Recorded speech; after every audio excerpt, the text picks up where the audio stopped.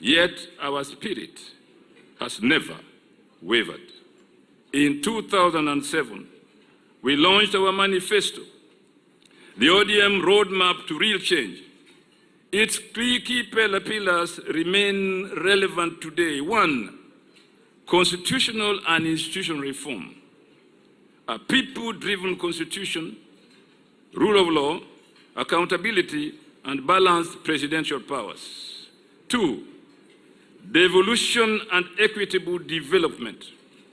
Resources to reach every county and correct historical marginalization.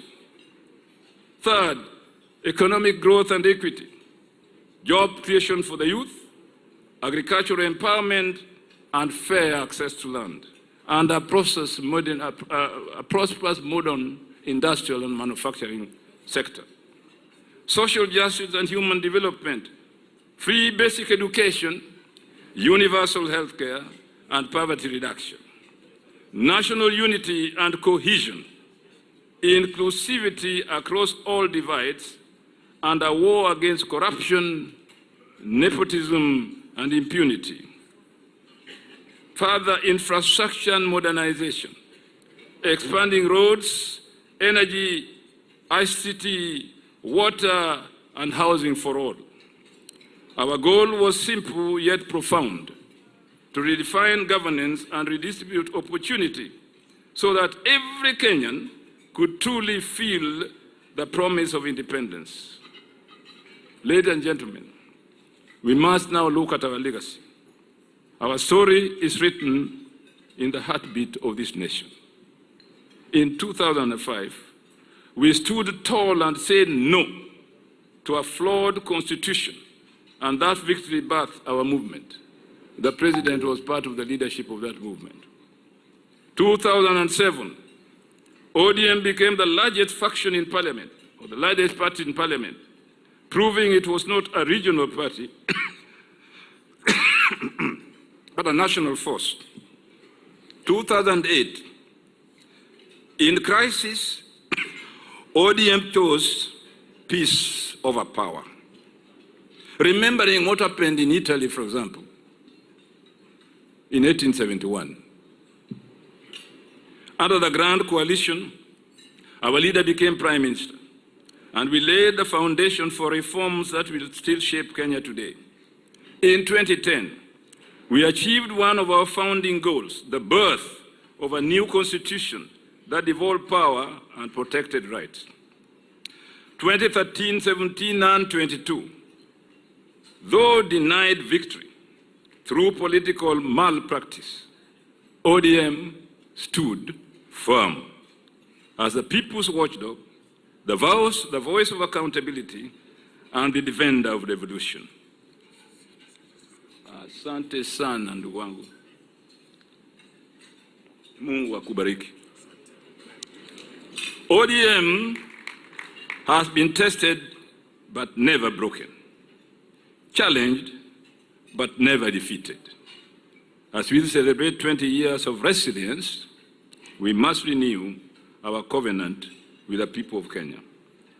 The next 20 years must be about economic justice, building an economy that works for the mama mboga, the border rider, and the village farmer that we envisioned in Vision 2030. Social protection, healthcare for every family, education for every child, dignity for every worker, defending devolution, ensuring resources which where our people live and our people dream for a better future. Unity and inclusivity, a Kenya where no community is left behind and no citizen feels like a stranger in their own country. And above all, ODM must nurture a new generation of leaders, men and women who will carry this flame of reform into the future. In conclusion, mabwana na mabibi, na wale wasio na mabibi, let us remember this truth. ODM is not just a party, it is a movement. ODM is the dream. ODM is the dream of the farmer who tills his land seeking fair markets. ODM is the cry of the mother who wants health care for her children. ODM is the hope of the youth, yearning for opportunity, dignity, and justice. We must reignite the fire for the next 20 years, a fire of struggle, service, resoluteness, and victory. I foresee political jungles opening up, darkness giving way to light, and lives transformed. So let us rise, united, one people, one movement, one nation. May ODM live on. May democracy thrive. May the people of Kenya forever be free and prosperous.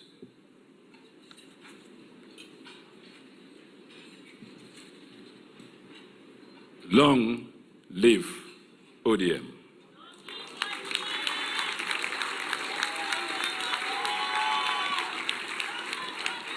Long live a united Kenya. ODM at 20, stronger than ever. Asanteni sana.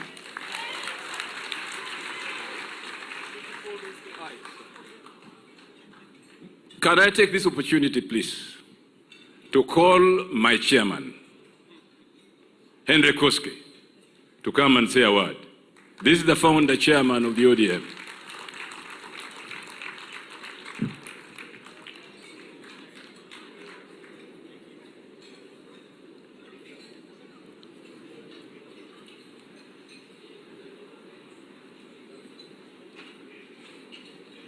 Chamge? Missing. Still missing.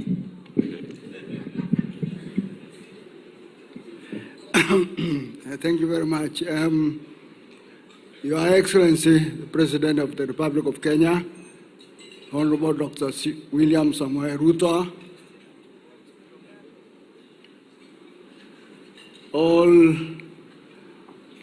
protocols observed, ODM members, mko tayari? Haya, asante sana. I don't have a speech because you never warned me I'm going to make a speech. So I'll be very brief. First, let me take this opportunity to congratulate ODM for making it to 20 years. I think you are only second to KANU, and quite a number of all of us also came from KANU.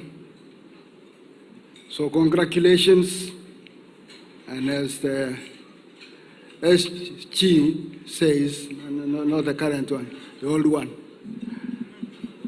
says, long live ODM. He has given a history. Let me give a little bit more. ODM was born out of the No campaign of 2005. When we went to say no, to reject what we call the Kilifi draft, Wako draft. I saw Wako here. Wabi Wako? Yeah, Yukule, yeah, Wako, Amos Wako. We rejected your draft. We went to the IEBC to choose a symbol. And when we got there, I was there, when we got there, we too had two, on one hand a banana and an orange on the other. And I remember very well, very clearly, him giving us a banana. He gave us on this hand, but then took it back and gave us the orange. So we grabbed the orange. I always wondered what would have happened if we had taken the banana.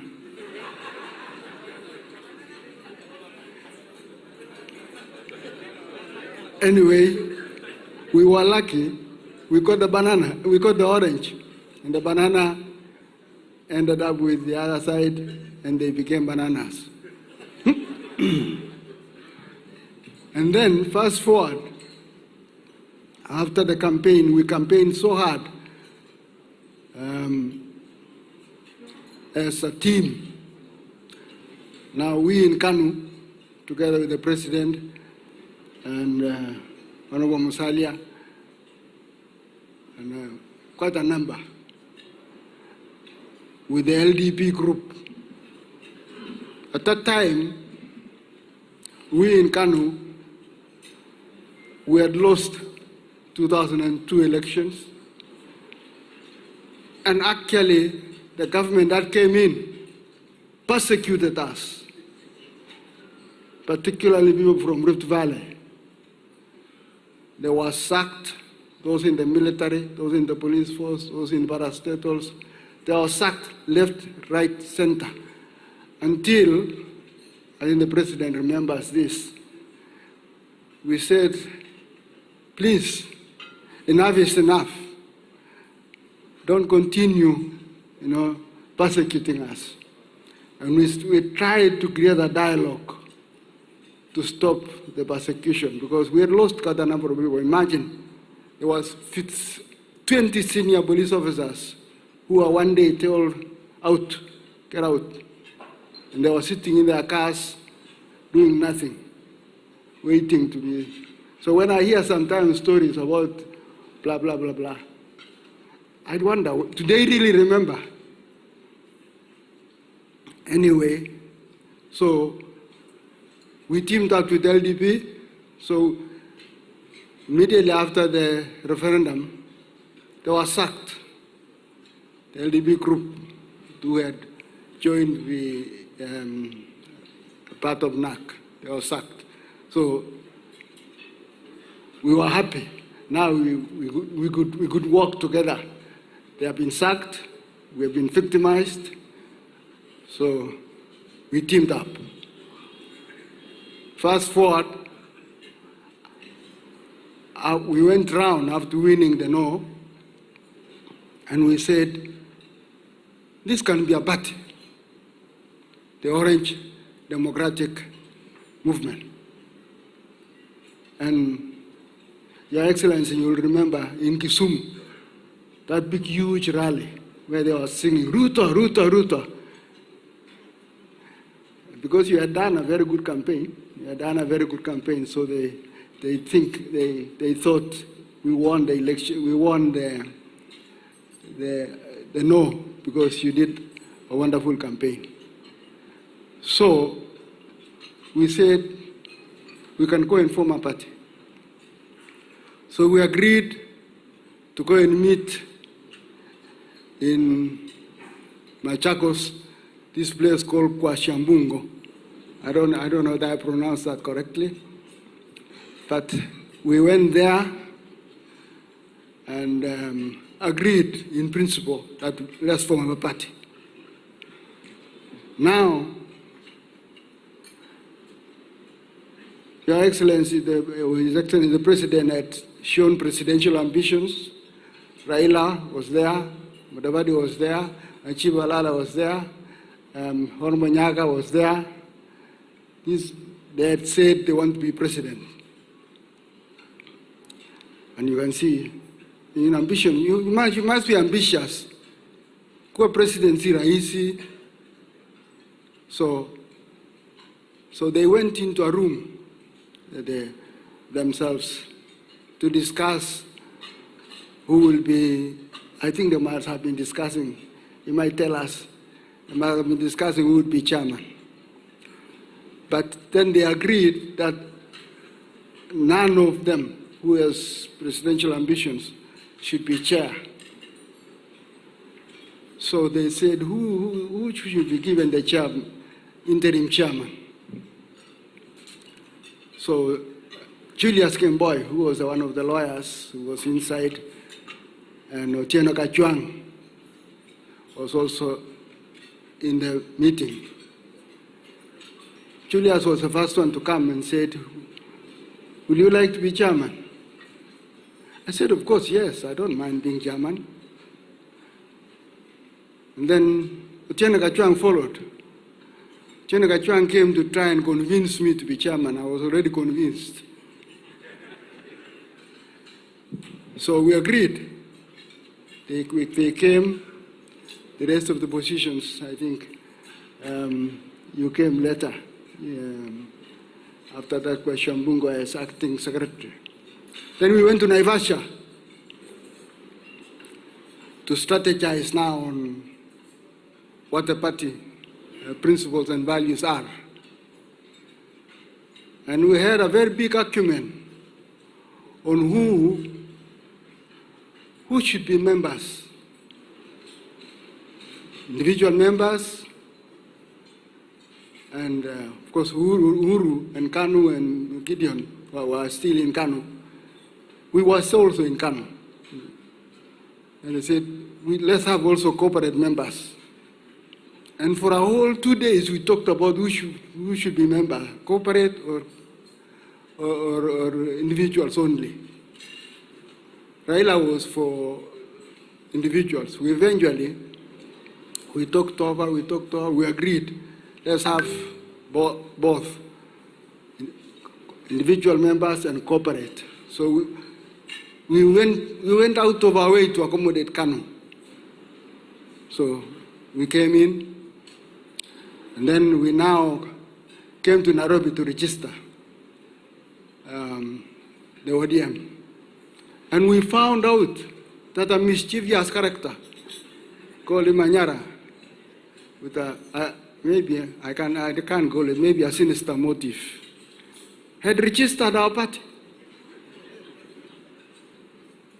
How come? Who is this Imanyara? We haven't even known him. I think I've met the character twice. Is he here? Wapi?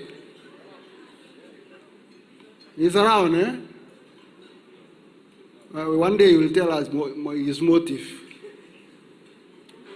So we decided, no, let's register ODM Kenya. So we went ahead and registered ODM Kenya. It was not easy. The government refused to register. But through connections here and there, Janet, the first executive officer, knew some people in the Register of Societies, and we managed to register ODM Kenya. But because we could not be officials, because if we had become officials, we would have had to resign from our seats as members of parliament. So we took, but a little bit, they even refused to give us a certificate of registration. So we went and I climbed up Sharia House, there's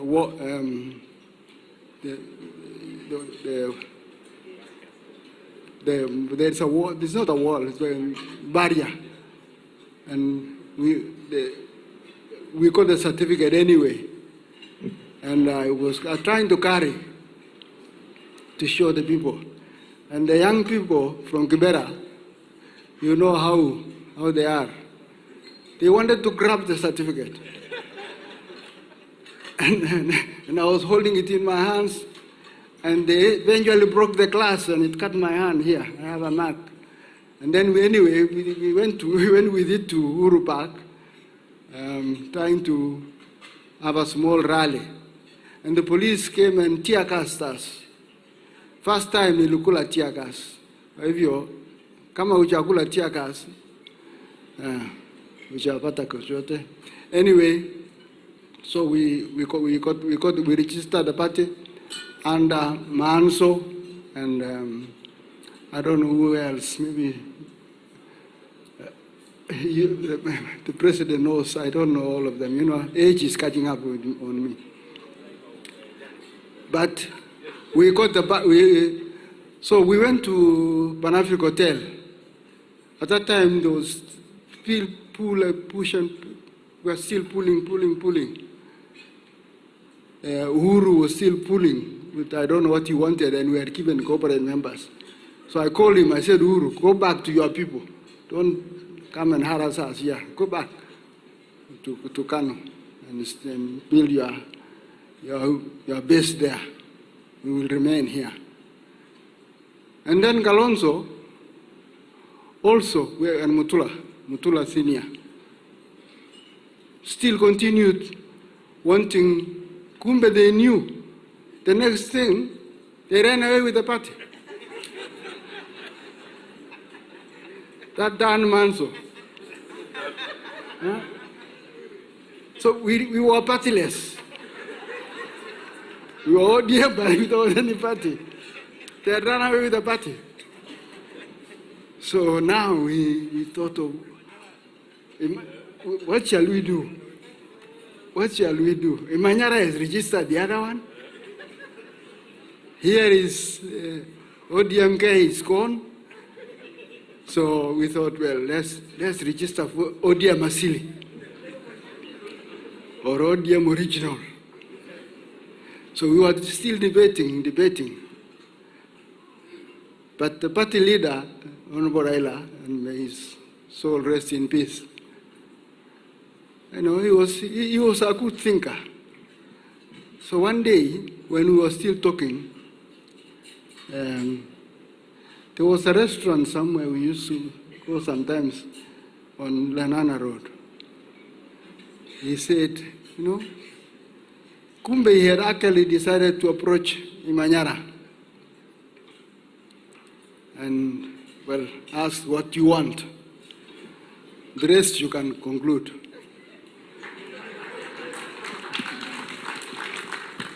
So Raila told us, we have the party. We have the ODM now. So, hallelujah. Now we are back to, we have not formed the ODM original or ODM that. So we continued now as a party towards the election of 2007. And I can tell you, it was a hot election. And I can tell you, we fought on principles. We came up with that Maisha Bora. What was it again? The Chungwa Moja Maisha Bora.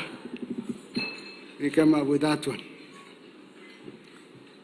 But let me tell you also, at that time, there was also this idea of Machimbo. Everybody thought Machimbo meant, you know, some ethnic, you know, occupation, particularly in Rift Valley. Nobody wanted to hear no, we wanted Machimbo. But our brothers thought Machimbo means being expelled from an area. So we thought of what shall we do? What is the next word? What is the next word? So one day, Rosemary, is Rosemary here? Rosemary Adinga came up with the word ukatusi. So that's how, you know, a young lady comes up with an alternative. We were wondering, what shall we call? Is there no other word other than Machimbo? Maybe we should have asked watu wa pwani watuambie. But imagine a young lady from Nyanza came up with the word ukatusi. Up to now, I don't even know what ukatusi means, but we used it anyway as ukatusi. So because one of the principles of ODM was devolution, to have a devolved government. We used to say we don't want an imperial presidency, we want to devolve power and resources. Fast forward, 2013, 2007, of course, everybody knows, you know, the results. What happened? We were beaten. The president and I, we were still arguing with Kivuitu about 6 o'clock. Then the police came and clobbered us, beaten us, and Itere, who was then the commandant of the JSU, I think he was rewarded eventually. He became commissioner of police. Came and grabbed Kivuitu, took him to State House to go and announce the winner, in quotes. And we were left almost orphaned. We went to some place near Hurlingham there, just to watch the swearing in at 7 p.m. So we watched, then we decided, what shall we do? As we were coming out, the country erupted. People started, the fighting that happened, the post-election violence. And then, worse still, they came back and said we had planned it. And case one, the president, Sang, and myself, we ended up 8,000 kilometers away in a court. The most unjust thing, I always ask the president, shall we ever get justice for being dragged all the way to 8,000 kilometers to be charged over? Can you imagine one of the items on the charges is rape? Imagine me being charged for rape. Anyway, I don't want to go into too much history. So that is that. And then, of course, after 2013, His Excellency the President formed URP, and he gave me a ticket, actually. He told me, I give you the Senate ticket, direct nomination. But because I was trying to be loyal, this party have been there for 8 years. 8 years. Shall I leave Raila like this? But I knew I was going to lose because the whole place was URP. So I said, okay, let me lose.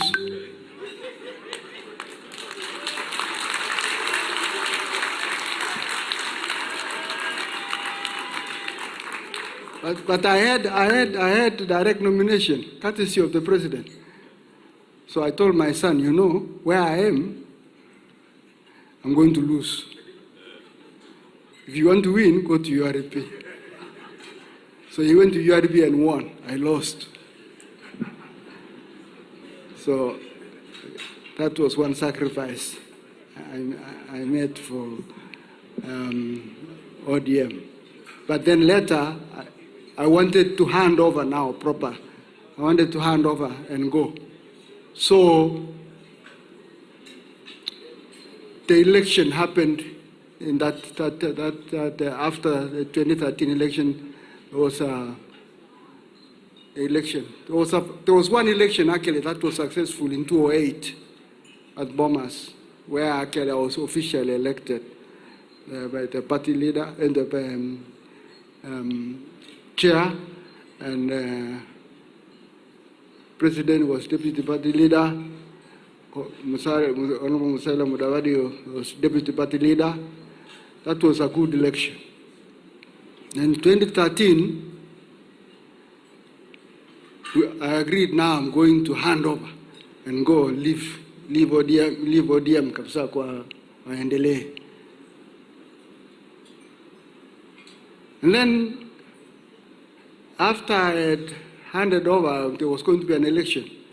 Anyang' Nyong'o, my friend Anyang' Nyong'o, convinced me, why don't you wait and have something to eat before you go? So I agreed. Itumbo saa zingine ni kitu kibaya. So I agreed to wait. So we went to eat. And then now when we came back, it was voting time. I said, I'm still a member. Let me vote. While I'm trying to cast my vote, some goons in black, we call the men in black, came and kicked out everything. I rushed out to my car. I don't know what happened at that time. That was almost my last function or my last activity, the ODM. I went away, and the rest is history. So I went, and I changed the party now to now URP was later immediately after that Jubilee came. I became a Jubilee member. Then I became a UDA member. I'm currently UDA member. But I must congratulate you again for, lasting this long and building on the values, what actually every Kenyan aspires to be, a just and fair society, a prosperous society, a society that we can all proudly say we belong. And now, since you said, what the MC here said, we want to take stock of what you have done and what the future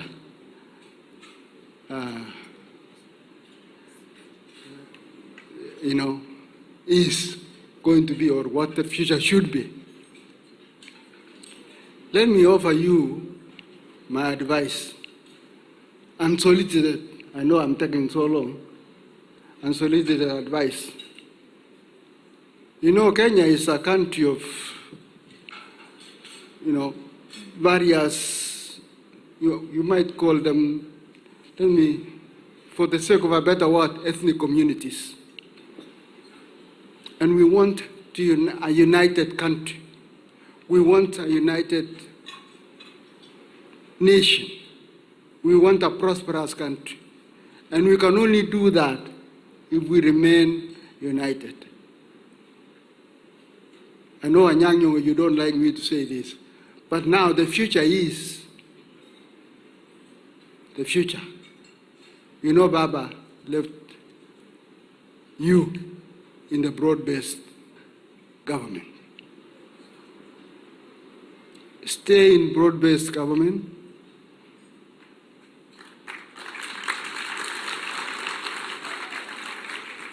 In 2013, they formed something called CORD. 2017, they formed, what was it? NASA. That Musalia was NASA. And then 2022, we formed what? Asimio. So, the 2027, and I said, I'm going to offer you advice from an old man like me. 2027, broad-based.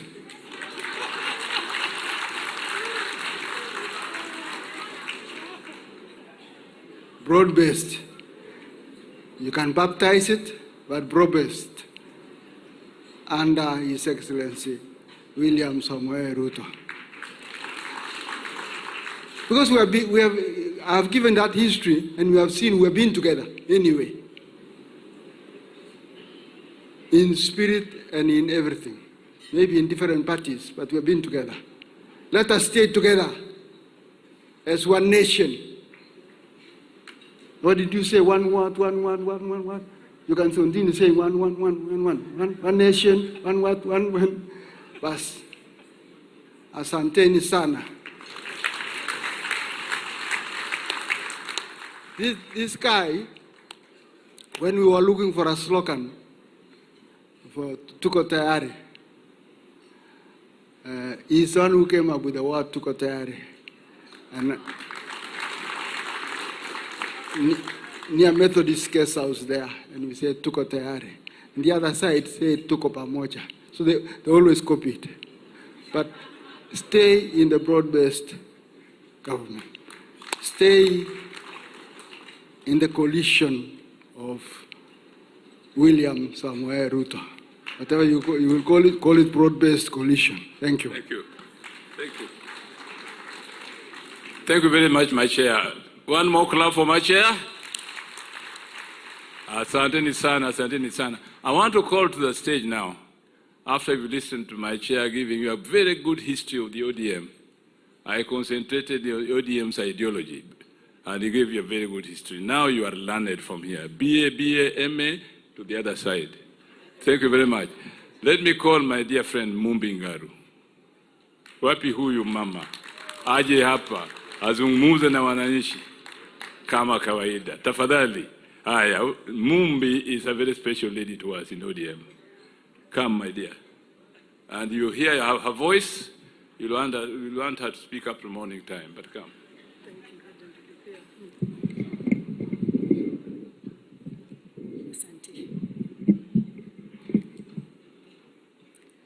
Your Excellency, President William Ruto, thank you for remembering my name outside there. Yes.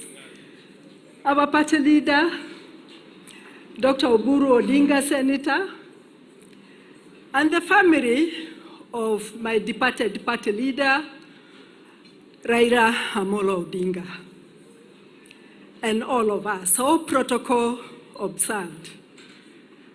ODM, ODM, ODM, na hatubanduki.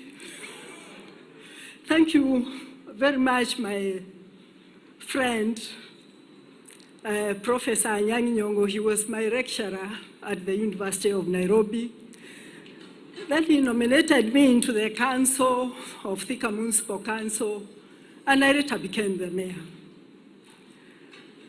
I am here as a founder member of ODM.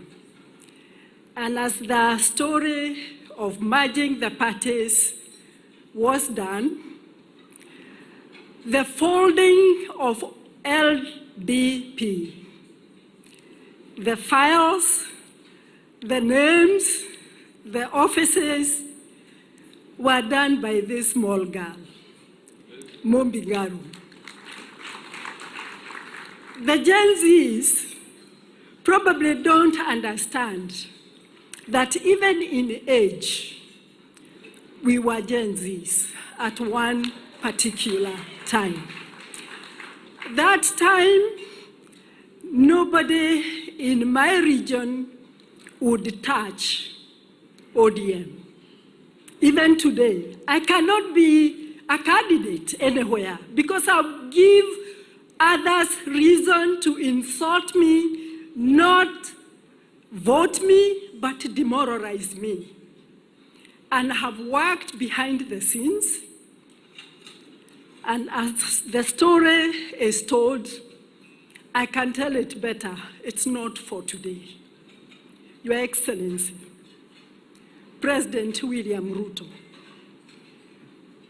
I didn't know I was going to have this opportunity, but I want to thank you from the bottom of my heart for honoring my departed party leader, Honorable Raila Odinga. It was a very difficult time for me because him and my husband, Dr. Ngaru, they left each other exactly 6 months. Dr. Ngaru left, Raila Odinga came to bury him, and then the difference between them of their parting is only 6 months. I am not going to wail more than they believed, but I felt the gap. Thank you, Modoni, my daughter, wherever you are seated on the somewhere. We had to come and honor Raila Odinga. And again, Your Excellency, broad-based is not known in the region I come from. And when you do other things, remember, we are there. We have Akamau, we have Mwangi, Maina, we have so many of them. We are a part of the ODM that is in broad-based government. I thank you very much. Thank you again and for giving me this opportunity. Many people have left from my region. I think at the top there, I am one of them that are left, and we are not going anywhere. Dr. Senator Oburu Odinga, we are orphans with our chair of orphans, Honorable Junet. Remember, you have orphans, Kwamrima. Remember, you have orphans everywhere. And the legacy that you can hold dear for Baba is to make sure that you have all people from all the regions here in ODM. That was Baba's wish.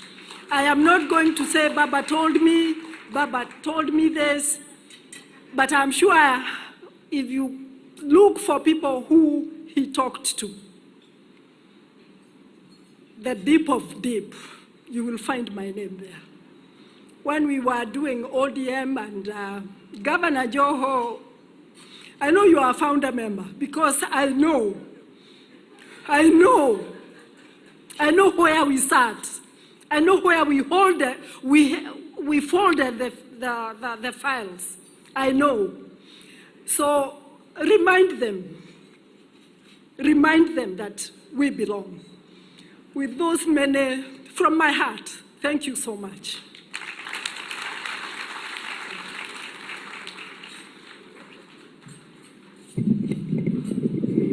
Thank you very much, the audience. I guess we have already given you the history of ODM, the experiences of leaders like my chairman, Henry Koske. Now it is time to come to the present day ODM. And therefore, ladies and gentlemen, without much ado, I want to ask the ODM of today, under the competent leadership of Oburu Odinga, the party leader now, with the inspiration of the officers of the ODM now, may I take this opportunity, therefore, to hand over to Junet to now conduct the rest of the discussions. I thank you very much for listening. I thank you very much for your patience. Today is a day of the ODM. If we are here up to 5 in the morning, so be it. Thank you. Thank you very much. Thank you very much, Your Excellency, the Governor of Kisumu County. You know, we were calling the founder members. Sio watu ya mkono ya founder members. Governor Joe alikuwa mtu ya mkono ya founder members that time. When I checked the records, but he will explain. The founder members were here, watu ya mkono walikuwa wanatembea na hawa. Sasa hiyo mtu ya mkono. Anyway, but we will explain. On a light note. So, I think we have heard from the former chairman. He's given a long history. And former chairman, I also want to grow old. Because pray for me, I become as old as your age. Because there are some things you've said here. If I say myself, I can be skinned here alive. But because of your age, you can go with it without anybody talking to you. Then we have our former chair of the election board, Honorable Franklin Bett. I think in the interest of time, we will ask him to allow us and then Beatrice at school also. The current officials of ODM are here. They have been speaking since Thursday. But it will be good to hear their voice for 1 minute or 2 minutes so that we can give the other guests time to speak also. So I want to call upon our Secretary General, Honorable Edwin Sifuna, to come and say one word so that now we can invite the others also to say a word. Then we can hear the founder member who became the President of the Republic of Kenya.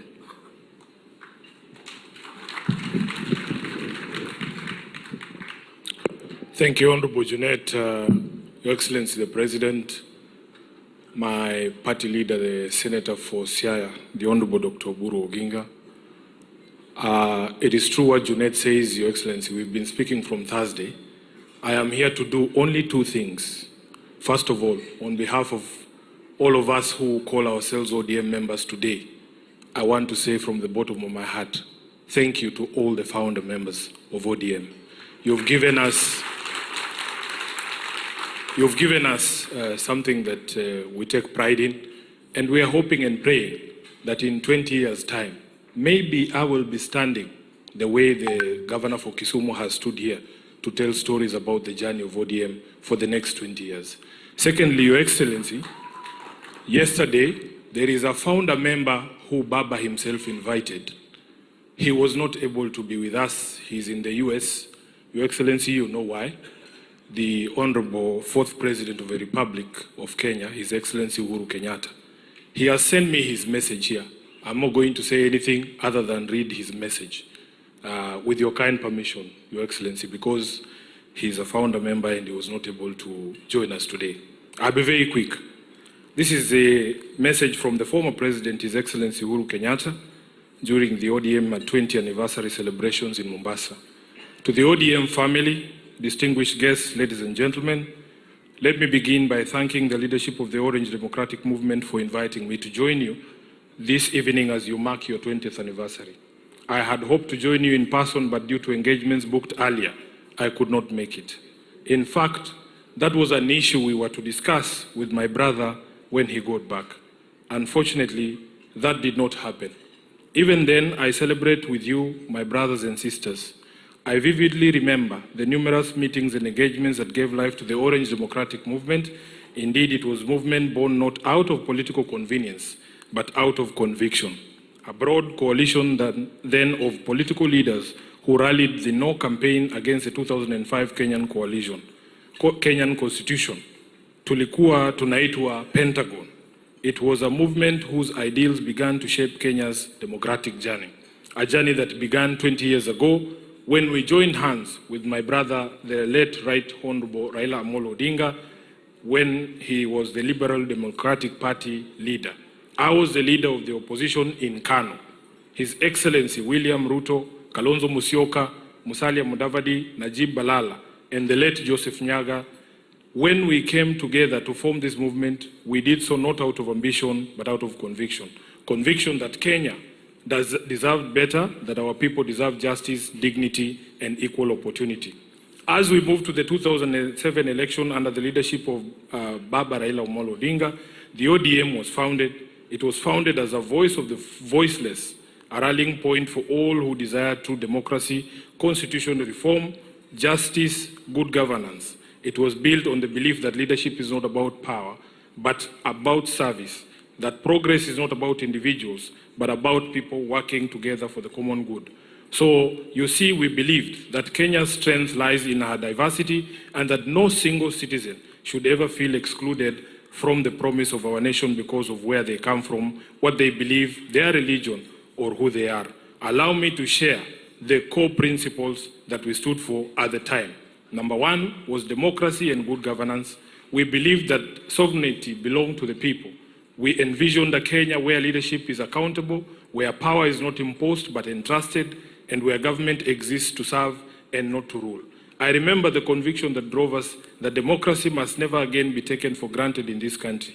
We fought for free and fair elections, for transparent institutions, and for a culture of leadership guided by integrity and service. That spirit remains alive today. That spirit gave birth to the Orange Democratic Movement that we are celebrating here today. Number two was social justice and equity. ODM has always stood for social justice and equity, a Kenya where every person, regardless of their background, has a fair shot at success. We knew that political freedom without social justice was incomplete. Three, human rights. In the face of persecution, intimidation, and imprisonment, as the leaders then led by my brother, Right Honorable Raila Odinga, we stood tall in defending the human rights and freedoms of all Kenyans. Our unity under the Orange Movement taught us that the fight for freedom is not just about political space, but about the dignity of every person, the right to speak freely, to worship, to assemble, and to live without fear. Three, or is it five, economic justice. ODM was and continues to be an unwavering movement in its pursuit of economic justice, the idea that growth must be inclusive, and prosperity shared. In the interest of time, Your Excellency, if you watch this, I'm going to skip to the last paragraph because I can see the Honorable Junet behind me. Wanachama wa ODM, today as you celebrate this milestone, my heart is emotionally heavy as I remember my brother and friend and compatriot, the Right Honorable Raila Odinga. May his soul rest in peace. His absence today is deeply felt, but his presence is forever etched in our hearts and in the history of our beloved nation, Kenya. Baba was not just a leader of ODM, he was the spirit of its struggle, the embodiment of courage, endurance, and unwavering faith in the Kenyan dream. His courage, resilience, and selflessness shaped not just this movement, but the very course of Kenya's political evolution. Let us keep alive his fight for democracy, accountability, and inclusion. Let us make real his vision of a Kenya where no child goes hungry, where justice is not for the privileged few, and where every Kenyan, young or old, has an equal opportunity to thrive. May the next phase of ODM be a testament of renewal, growth, and steadfast commitment to building a Kenya that truly belongs to all her citizens. Thank you. God bless you. God bless ODM, and God bless our beloved country, Kenya. His Excellency Uhuru Muigai Kenyatta, CGH, 4th President of the Republic of Kenya. I thank you. Thank you very much, SG. We have received the message from the former President, His Excellency Uhuru Kenyatta. I don't know whether he was a member of Pentagon, but we shall see. The next speaker is, let me call the distinguished chair of our party, the Honorable Gladys Wanga, to say something in 1 minute.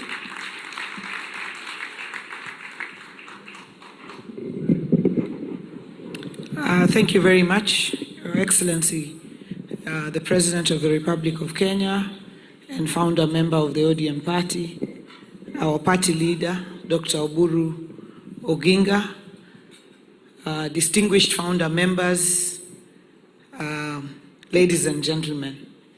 Tonight is not a night for long speeches because speeches have been made, and I think the highlights have been done by our founders who have described the journey that ODM has walked to get to 20 years and before then. And the lesson I've learned is that the journey was not an easy journey. It was a tough journey. But for a long time, the members held together.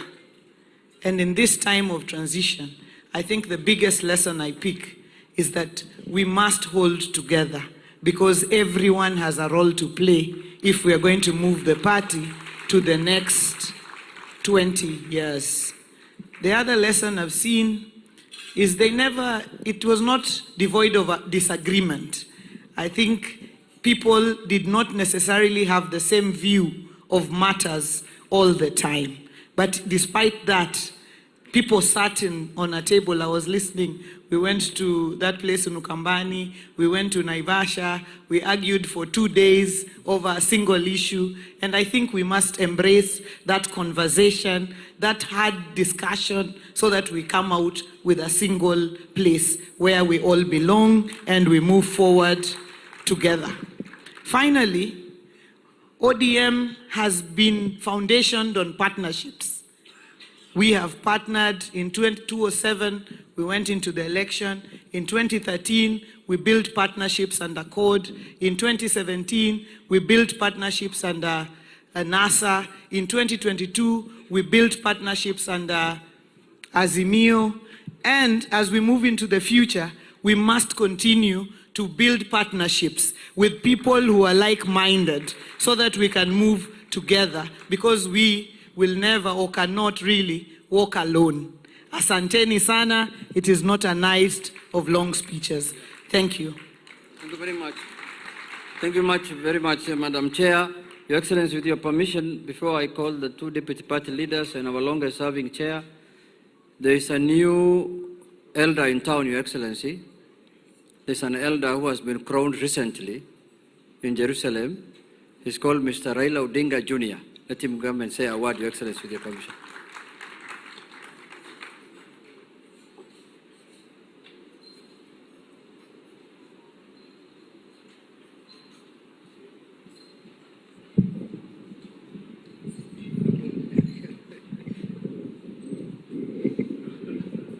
Test.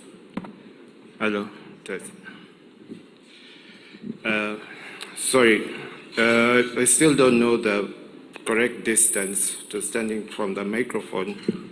Your Excellency, maybe you'll show me. Inanisumbua sana, but I'll try my best. I prepared a speech, but I've had to summarize it. So, with your permission, Your Excellency, the President of the Republic of Kenya, Dr. William Samoei Ruto, our newly minted ODM party leader, Honorable Oburu Oginga, congratulations. Founders and members of the Orange Democratic Movement, ladies and gentlemen, good evening. On behalf of my family, and especially my mother, I bring to you our warm greetings and heartfelt gratitude. She has been deeply touched and moved by the kindness, comfort, and immense love you have shown us during this season. Tonight is in many ways bittersweet. Baba looked forward to seeing the ODM family gather to celebrate 20 years of an idea he believed in with every fiber of his being. He is not here, but I stand here strengthened by the love you have shown him and the love you continue to show us. Some may wonder why I'm here, even as we continue to observe the 40 days of mourning. The truth is, Baba would have never had allowed me to stay away. He would have called me in his familiar tone, Kembo, where are you? And so tonight, I am here because he raised us to stand up, to show up, and to keep moving forward, no matter the season. Thanks. I cannot speak about ODM without speaking about the struggle that gave birth to it. I was literally born into this struggle. As a child of the fight for democracy, raised in a home shaped by sacrifice. I remember the first time I truly met Baba. I was 11. I had just returned home from school.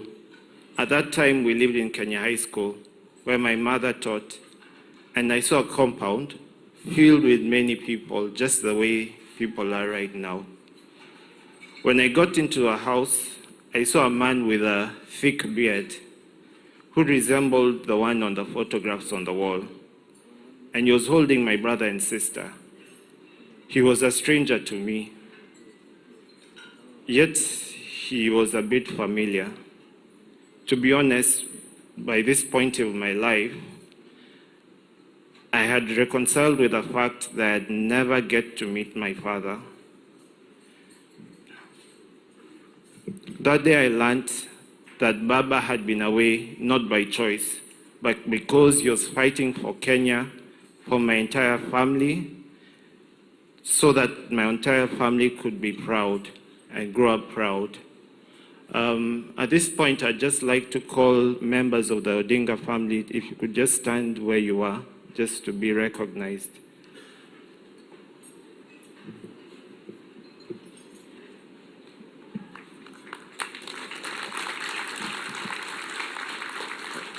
We have Honorable Ruto Odinga. We have Honorable Winnie Kazi Odinga. We have Jaoko Odinga. We have my mom, Mama Judy, Wangi Sankara Kucho, Wangi Pauline Kucho, Mano Nyangi, Wangi Nyangi Kucho. So, Dr. And we have Honorable Dr. Oburu Oginga. So, these are the Odingas who have come to join with you guys. Please sit down, and if I didn't mention your name, Pauline. Tonight we mark 20 years of Orange Democratic Movement, a movement that has shaped our democracy and inspired a generation. I stand here not only as a member of the ODM family, but as a son who lived through the journey that built this party. My father, Baba, Raila Amolo Odinga, believed deeply in a just, fair, and united Kenya. ODM was his vehicle of advancing that hope, and it is an honor to celebrate that milestone, even in his absence.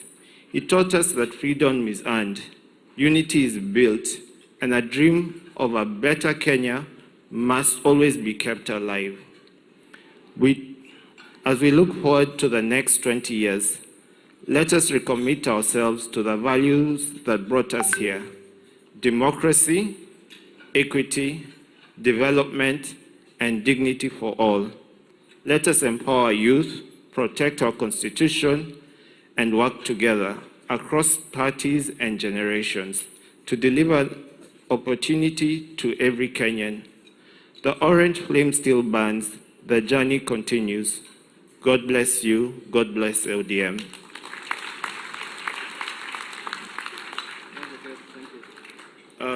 Just one more thing before I go. I've been at home supporting Mama, but Mama is strong.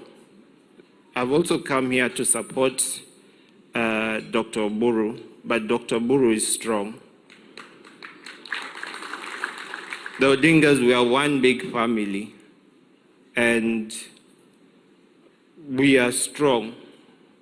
We have a dream that was there from before, from Jaramogi to Baba, and we're still continuing, we're still fighting for this dream. We're together as one family because I'm strong, and even Winnie, my sister, she's also strong. She's started her journey, and we'll be with her, holding her hands. Asanteni.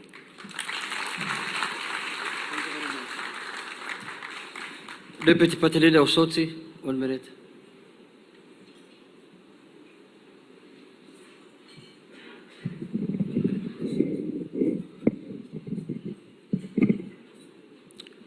Your Excellency, the President of Kenya, Dr. William Ruto, our party leader, Dr. Oburu Odinga, Prime Cabinet Secretary Musalia Mudavadi, all the officials of the party, na wana ODM wote, good evening.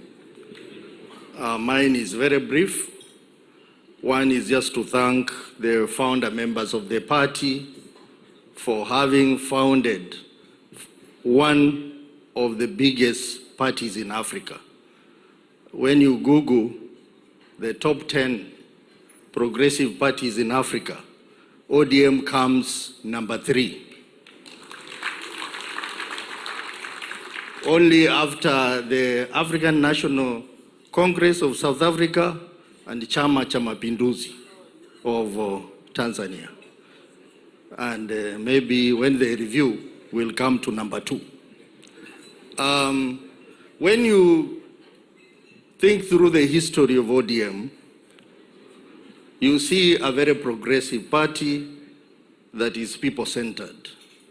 So as we reflect on the 20 years, I would like to advise you, all of us here, let us also reflect on the 20 years from now, where will be ODM. And I think if we come back here 20 years, some of us will be alive.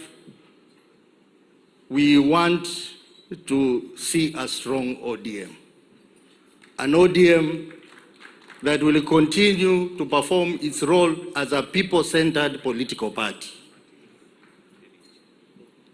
People that are going to benefit from the progress of the party.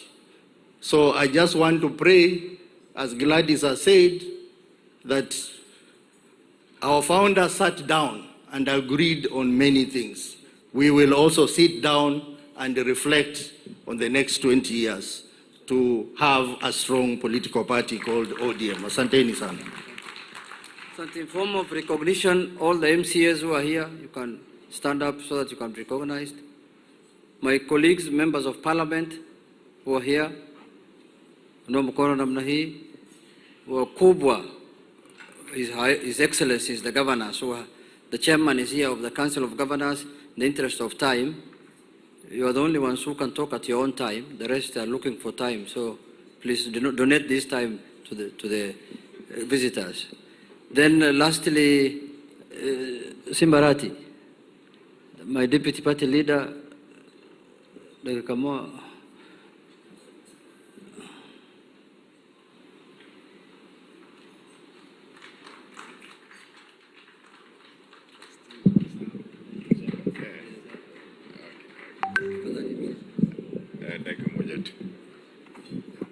Your Excellency, the President, our party leader, Dr. Oburu Odinga, the founder members of the party,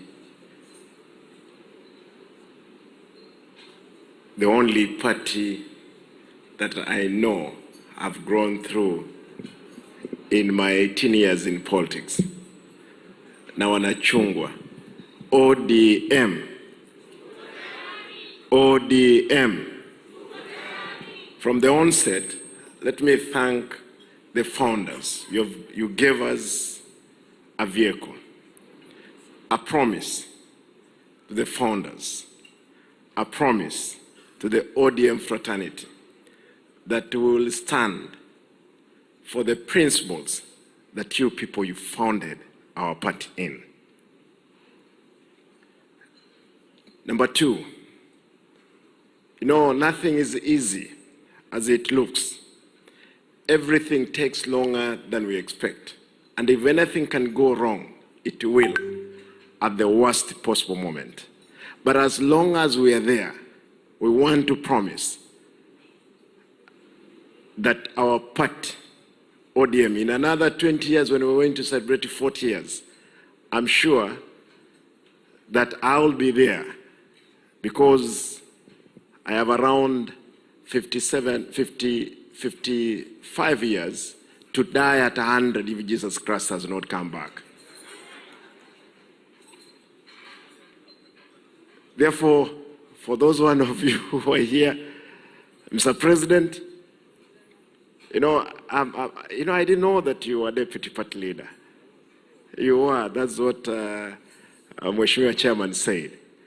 I remember Mheshimiwa Franklin Bett. You gave me a certificate after I closed Serena that day, 2013. In ODM, it's the only party where you are supposed to be given a ticket in some hotel, in some petrol station.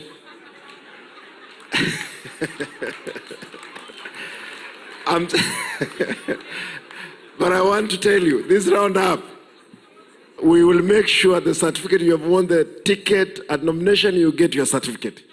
That one will be able to do it. Finally, I want to just recognize there is a gentleman here, Kamau Waraila. This guy has worked with Baba. And there is one person called Morocco.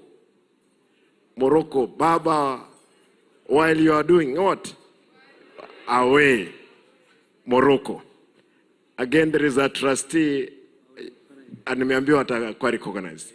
Wana ODM, tukae pamoja, kuwa na imani, tutatengeneza serikali inayokuja. Lazima tukae kwa hiyo meza. Asanteni, Mungu awabariki. Asante sana. Board of Trustees wako hapa, Mheshimiwa Amos wako hapa, Agnes Zani, Joshua Kawino, and our party leader, Dr. Oburu Odinga.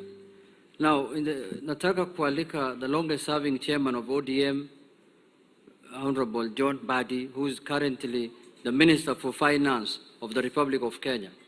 John Mbadi Ngongo.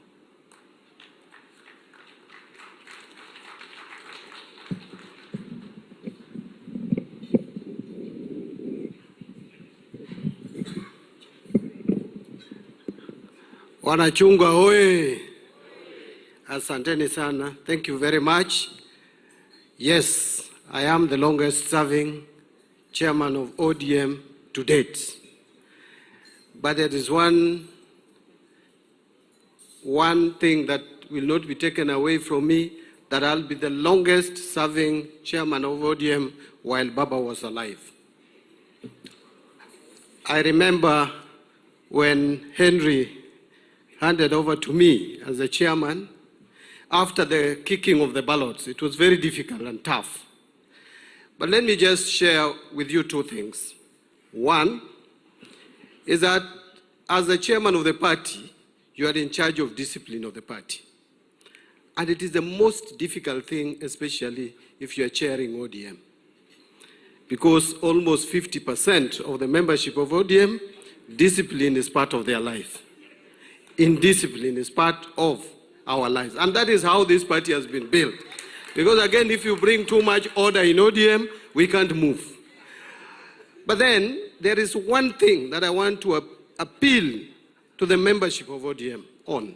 We could disagree, we could have positions, we could grumble, but the moment the party leader spoke, that became the rule. And I want you to continue in that trajectory. Let us disagree, let us talk. But the moment Dr. Buru Odinga speaks, if he will still be our party leader, which I pray that he continues as the party leader, let us listen to him. Lastly, again, I want to plead with you. Raila Odinga has brought this movement very far. This movement, this is not a political party, Your Excellency. This is a movement. And a movement moves. Meaning it came from somewhere, it has reached somewhere. Let us not behave and act like we are starting all over again. We must start from where Raila has left us going forward. Let us not start all over again. We must appreciate that Raila has left us with a Constitution 2010. That is something he really fought so hard for. Raila has made tremendous progress with us. I want to just conclude by saying that this party is built on the principles of agitation. That we went to the street, people lost their lives, people have been maimed. But by the end of the day, there was also boardroom politics that Baba promoted. Baba believed in dialogue. And boardroom politics, even though as we were fighting for independence, we were in the streets and fighting people, Mau Mau and the rest, Yanka Virondo and the rest. But for us to get independence, people went to Lancaster, sat on a table, agreed. For us to get the constitution we have today, after agitation and fighting in the streets, people went to Bomas of Kenya. People went to Kilifi. People went to Naivasha. People spoke. We went to Kenya School of Government, what used to be called KIA, and discussed. Why can't we continue the same today? Even though you want us to go to the street, but we should remember that there is also value in boardroom. Boardroom. Boardroom. Thank you very much. Thank you, Waziri. Now, governors who are here, Your Excellency, we have Governor Otuoma from Busia. Let us recognize them officially. We have the governor for Garissa, Governor Nadif Jama, the governor for Kajiado County, Governor Olelenku, then my governor, George Mbogo Chila Yako, Nyakorja Mboko, which will be okay. Then there's the governor for Kilifi. Here is Kilifi or Mombasa? Kilifi. Yeah, Mheshimiwa Mungaru. I think those are the governors that are here. So in the interest of time, Your Excellency, now before the experts went to your side, Your Excellency, to help you to work in your government, we are two deputy party leaders. We had Governor Joho and Governor Paranya. We want to close with those two. Governor Joho, please come so that you can say one word. If they remain in ODM, if they remain outside government, wangesimama president, lakini zaidi najua Makende mekunjana. Sasa they can remain.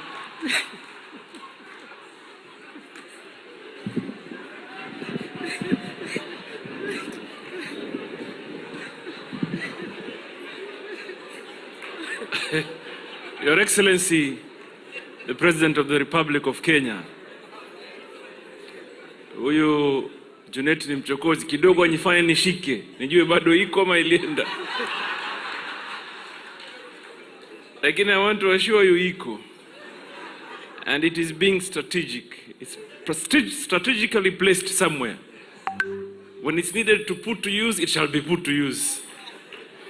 Your Excellency, let me maybe say two things. Number one,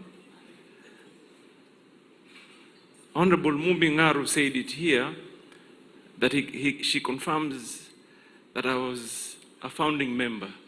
For a moment, when Junet was listing down founding members, I even rethought of there may be a new description of founding, because my understanding is to have been there when it was being conceptualized and planned and actualized. So wakati tulikuwa number one Imperial Hotel before the rally, where Najib Balala made the announcement and then followed up by a meeting at Imperial Hotel that evening that led to go to Machakos. I thought I was there. I thought I was there. And by definition, I would qualify to be a founding member. I would understand at that point it was difficult to notice me because I was a nobody. Some young guy from Kisauni who Baba believed in was there in some meeting somewhere, napitwa tu hapo. But even today you want to say you cannot notice me when I am the minister in the government of the day today. And then also, you will remember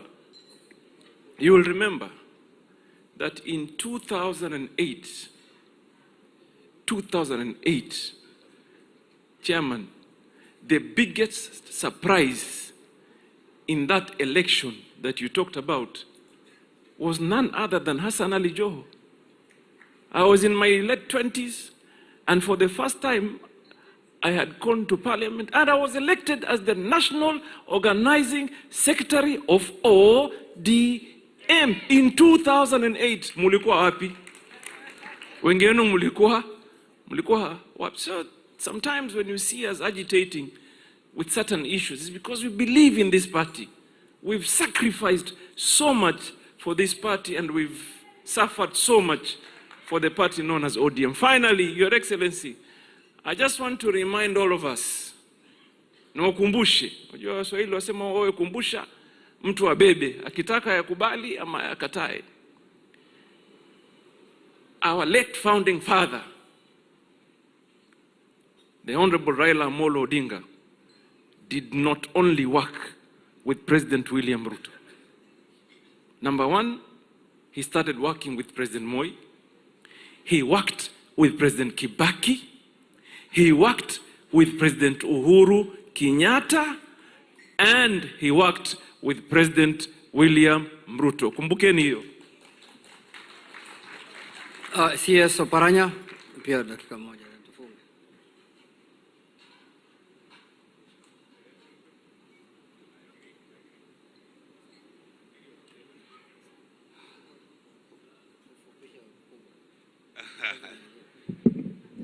Yeah, Your Excellency, the President of the Republic of Kenya, all protocols observed, ladies and gentlemen, and ODM hamjambo. I will be very short because I couldn't believe that we will be here today without Raila Amolo Odinga, especially when he was planning for this particular occasion, when he was alive 1 month ago. But there it is. Your Excellency, when Mbadu was here, he forgot to say, history. He forgot to say how he became chairman of ODM. How I took him, I hit him in my car to take him to Naivasha. And Raila was asking, why did you come with this guy? And he knew why I had traveled with him to Naivasha. But that's history for another day. Ladies and gentlemen, members of the party, what I will pray, Raila, those people who knew Raila, who are close to Raila, Raila never liked violence. People thought Raila was a violent person, but he didn't like it. It's only people who were around him who were violent. Raila didn't like controversies. And that's why when there was controversies in the party, he would make sure that those controversies are no more. They are sorted out as quick as possible. I want us to remain together so that we remain as a big party. Asante sana. Asante sana, Waziri. Your Excellency, I want to call upon the Governor of Mombasa to call now Honorable Musalia. Before that, for 1 minute, Your Excellency, I want to explain something. Your Excellency, there is this thing that you have done together with Baba, which is the 10-point agenda that we signed at KICC. And a committee was formed to implement that process, led by Honorable Agnes Zani. I want to report here that Agnes Zani and her committee has reported, and they have reported progress. I met them together with the party leader, Dr. Buru Oginga. There were issues of compensation to our youths who lost their lives or who were injured in the elections from 2017 election to 2022 elections and beyond. And a committee was formed to compensate our youths who lost their lives, but the courts stopped that committee from doing that work.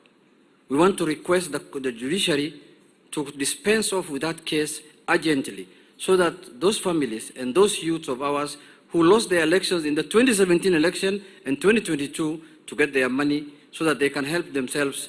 We cannot compensate life, but at least some reparation to the families and the people who are injured in those processes, Your Excellency. Secondly, Your Excellency, the other agenda that you had signed with His Excellency, my former leader, my departed leader, was about devolution. And in the last budget that we passed in Parliament, Baba gave us instructions that we should negotiate with your side so that they can increase the devolution fund to 450 billion shillings. And at that time, it was at 385. We have increased it last budget to 415 from 385 by 30 billion shillings. Now, this financial year, when the budget comes, we want to take it, if possible, to where the wishes of Baba was, which is 450 billion shillings. And that is part of the implementation of the 10-point agenda. The other issue was about constitution and rule of law. Since that thing was signed, I have not seen anything that has happened contrary to the constitution. I have not seen any abduction that happened. So that is why we want to adhere to that, so that we implement constitutionalism. And when the committee reported to my party leader, 50% of what was agreed in that 10-point agenda was implemented. We are remaining with 50%. And if you implement the remaining 50%, then we will have completed everything that we agreed with the Baba, and we will be happy, and our party will be very happy. Lastly, Your Excellency, it is for a fact. It is for a fact. It is not any insinuation that Baba left us in the broad-based government. And we will be there, and we will make sure that the broad-based government works for the people of Kenya. We will hold it accountable as a government in Parliament, and we will make sure that it delivers to the Kenyan people. And if this government performs and does its work, as Hassan Joho has said, governments in this country are formed through coalitions. If we form a coalition together, if we form a coalition together based on the 10-point agenda that if it's implemented, and then the government of the broad-based delivers for Kenyans, ODM was not formed as an NGO. ODM was formed to gain political power. It's not an NGO. It is a political party that was formed by Baba Raila Amolo Odinga so that we can get political power. And political power can be gotten in many ways other than extrajudicial means. Any other way, you can come through the window, through the door, through the roof, through anywhere. We want to be in power. We don't want to be in the street anymore, Mr. Speaker. No, Mr. President. Mr. President. With those few remarks, I want to acknowledge my committee that was planning this 20th anniversary. You can stand up so that you are seen, because you've done a wonderful job. You are men and women of high standard. Nimewashukuru sana for the support and for what you've done for the party. Mpige makofi committee hii ambayo wametengeneza sherehe. Kwa hayo machache na mengi, wacha nialike gavana wa ugatuzi wa jimbo la Mombasa, Abdul Samad Sharif Nasir, who is our deputy party leader. ODM. ODM. Karibu gavana.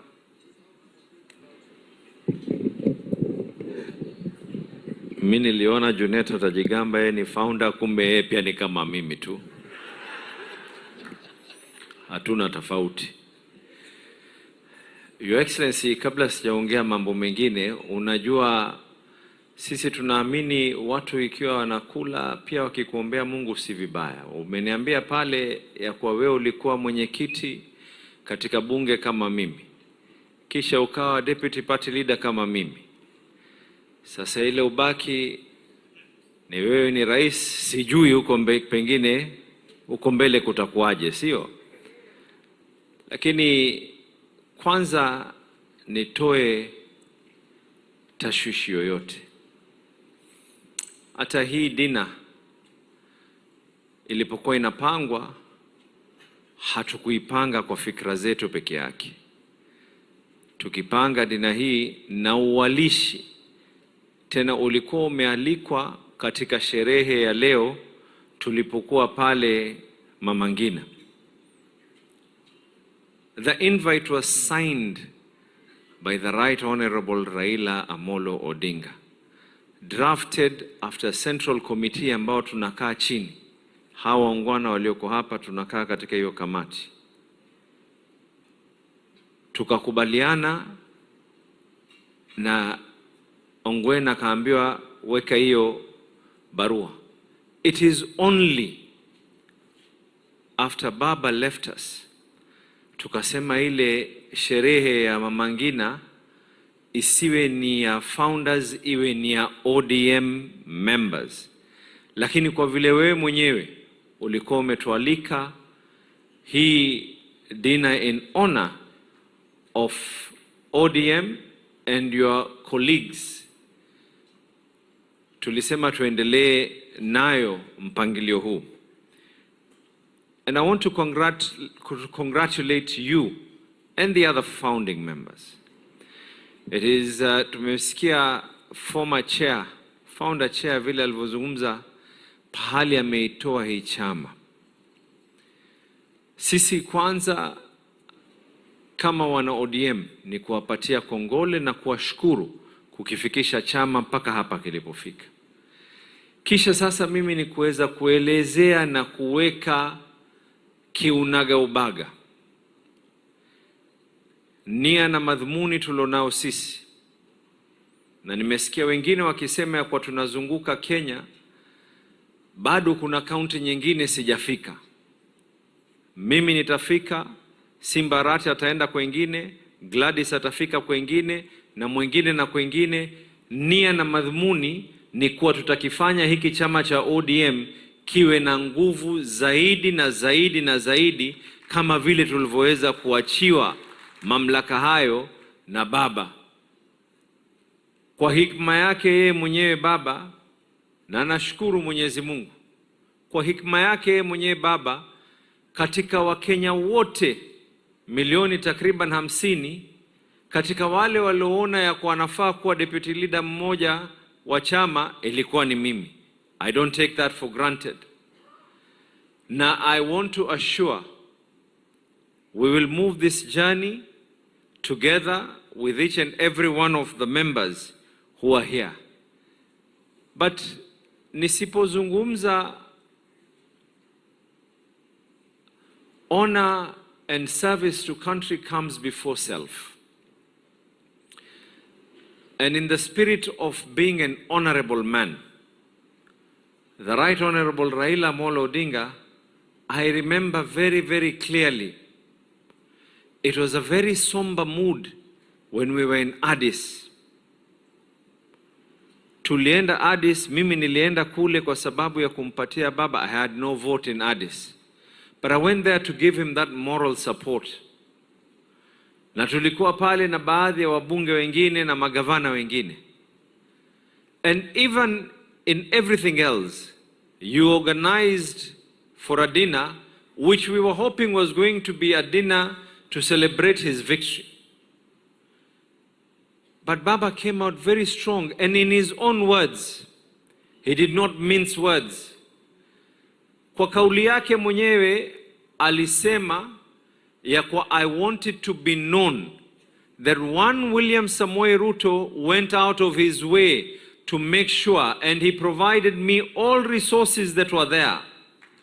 And I want us to remind each other, amongst those people who did not want us to do that, mpaka wengine wakafika katika bunge kuanza kusema tunataka kujua hesabu ilitumika ni vipi. Let us not mince words.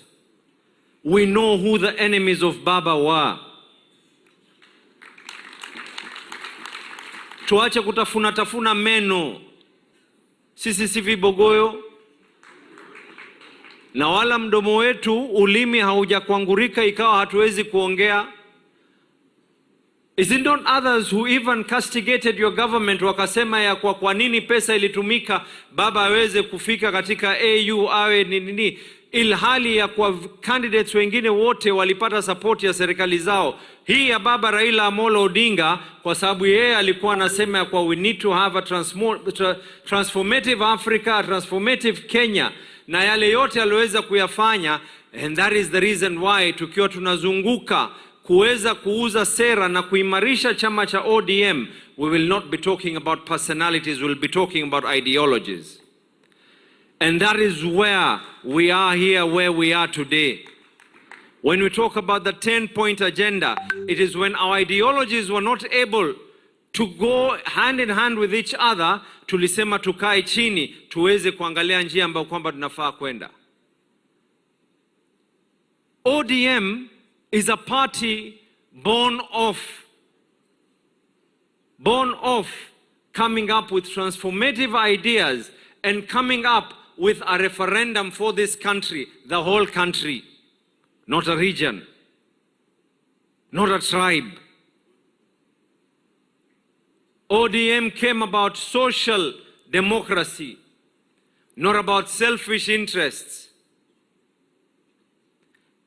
And in the spirit of everything else, kama kuna kitu tunafaa kujifunza, is that in the process of ODM growing, we were taught that this is a party that grew through revolution, and sometimes revolutions, some of them means coming from the street to the ballot.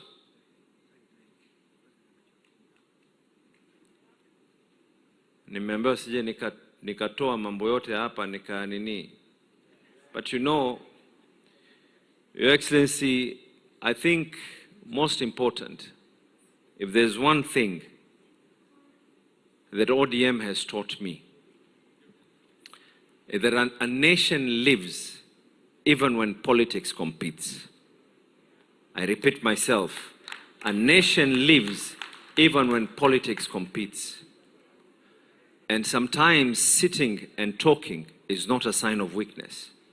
ODM would not have reached where we are today if we failed to converse.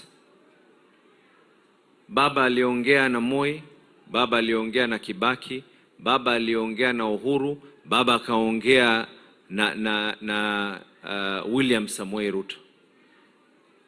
And in everything else,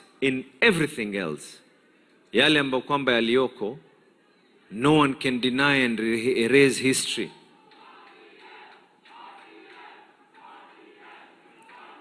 Mambo yetu ya chama musijali. Mimi nawaambia tena, nasema hapa, I think time is not on our side.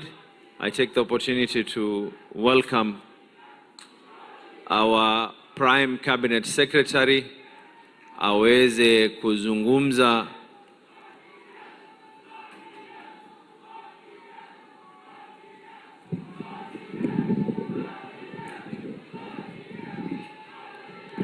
Thank you, Governor. Your Excellency, the President of the Republic of Kenya, Mheshimiwa William Samoei Ruto, the party leader of ODM, Honorable Oburu Odinga, and the entire leadership of ODM, and the founder members present, good evening. I will be very brief. One, as I want to say congratulations as you hit 20. We must also acknowledge that when you are 20, you are not a toddler. ODM has come of age. It's an adult. It's a strong political movement. Secondly, I just want to highlight, following what Henry Kosgei did say, if there's one thing that I sometimes always remember, is that in the journey to a new constitution, in Naivasha, in the middle of a very heated conversation, the PNU side was insisting on a presidential system. ODM was insisting on a parliamentary system. But one thing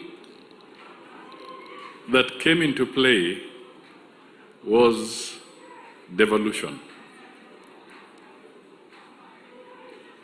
And when the question was put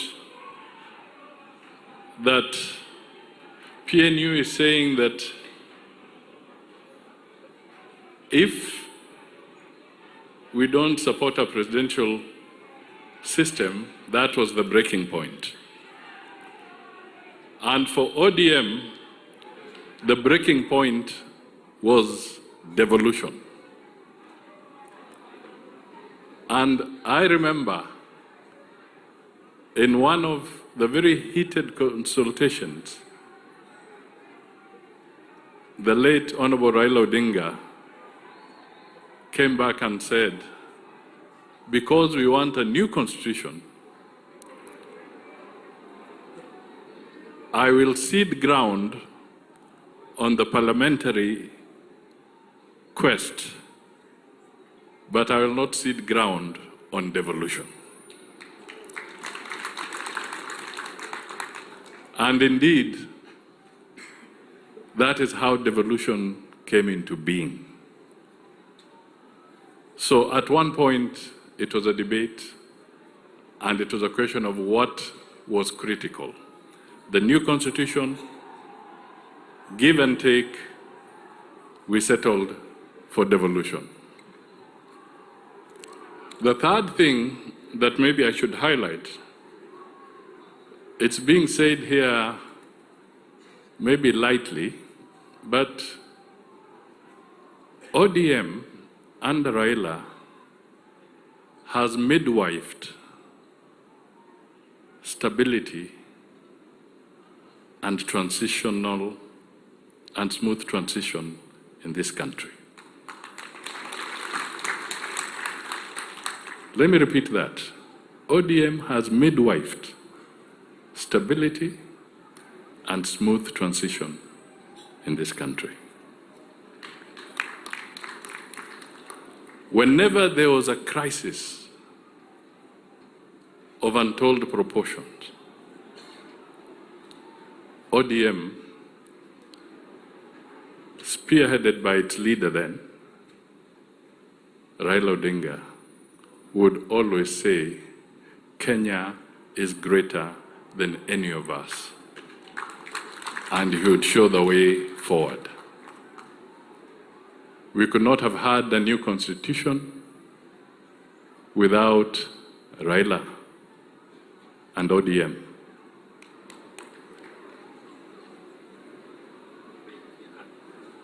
The third thing, Raila and ODM have never, to the best of my knowledge, tried to take power through unconstitutional means.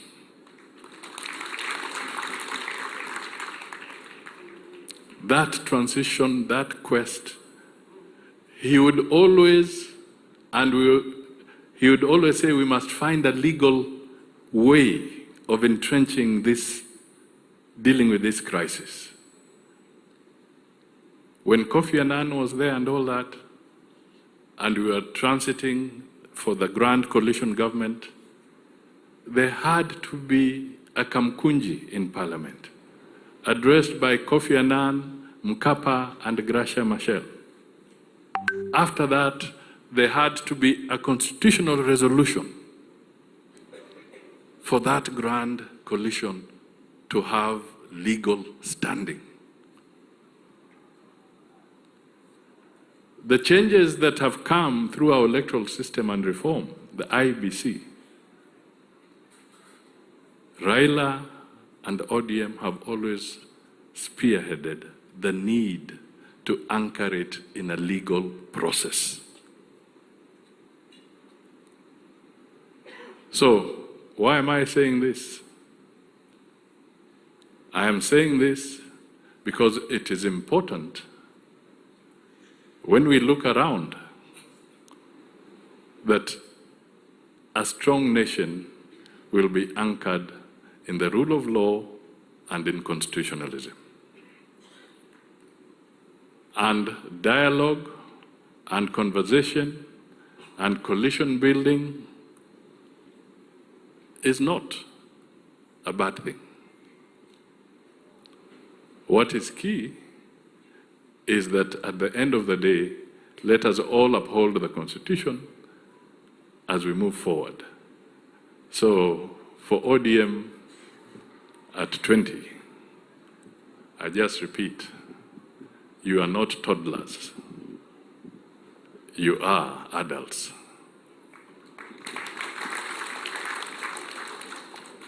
With those remarks, I think I cede ground and invite the party leader, the Honorable Oburu Oginga, to make his remarks, and thereafter invite His Excellency the President so that he can address us as we speak. ODM hoye! ODM hoye! Nasahawa! Nasahawa!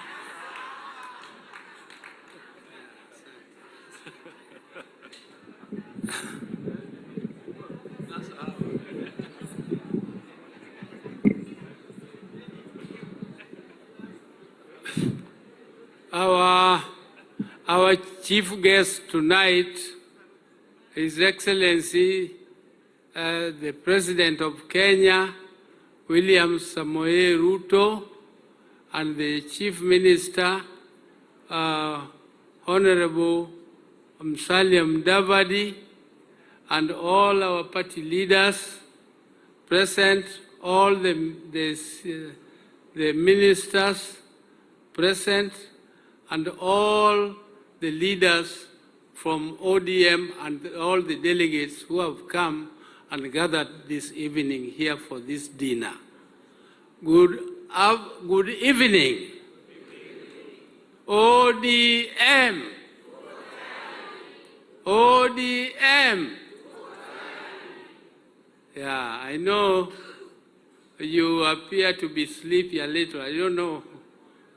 Ni nini niwafanyie iwachangamshe kidogo.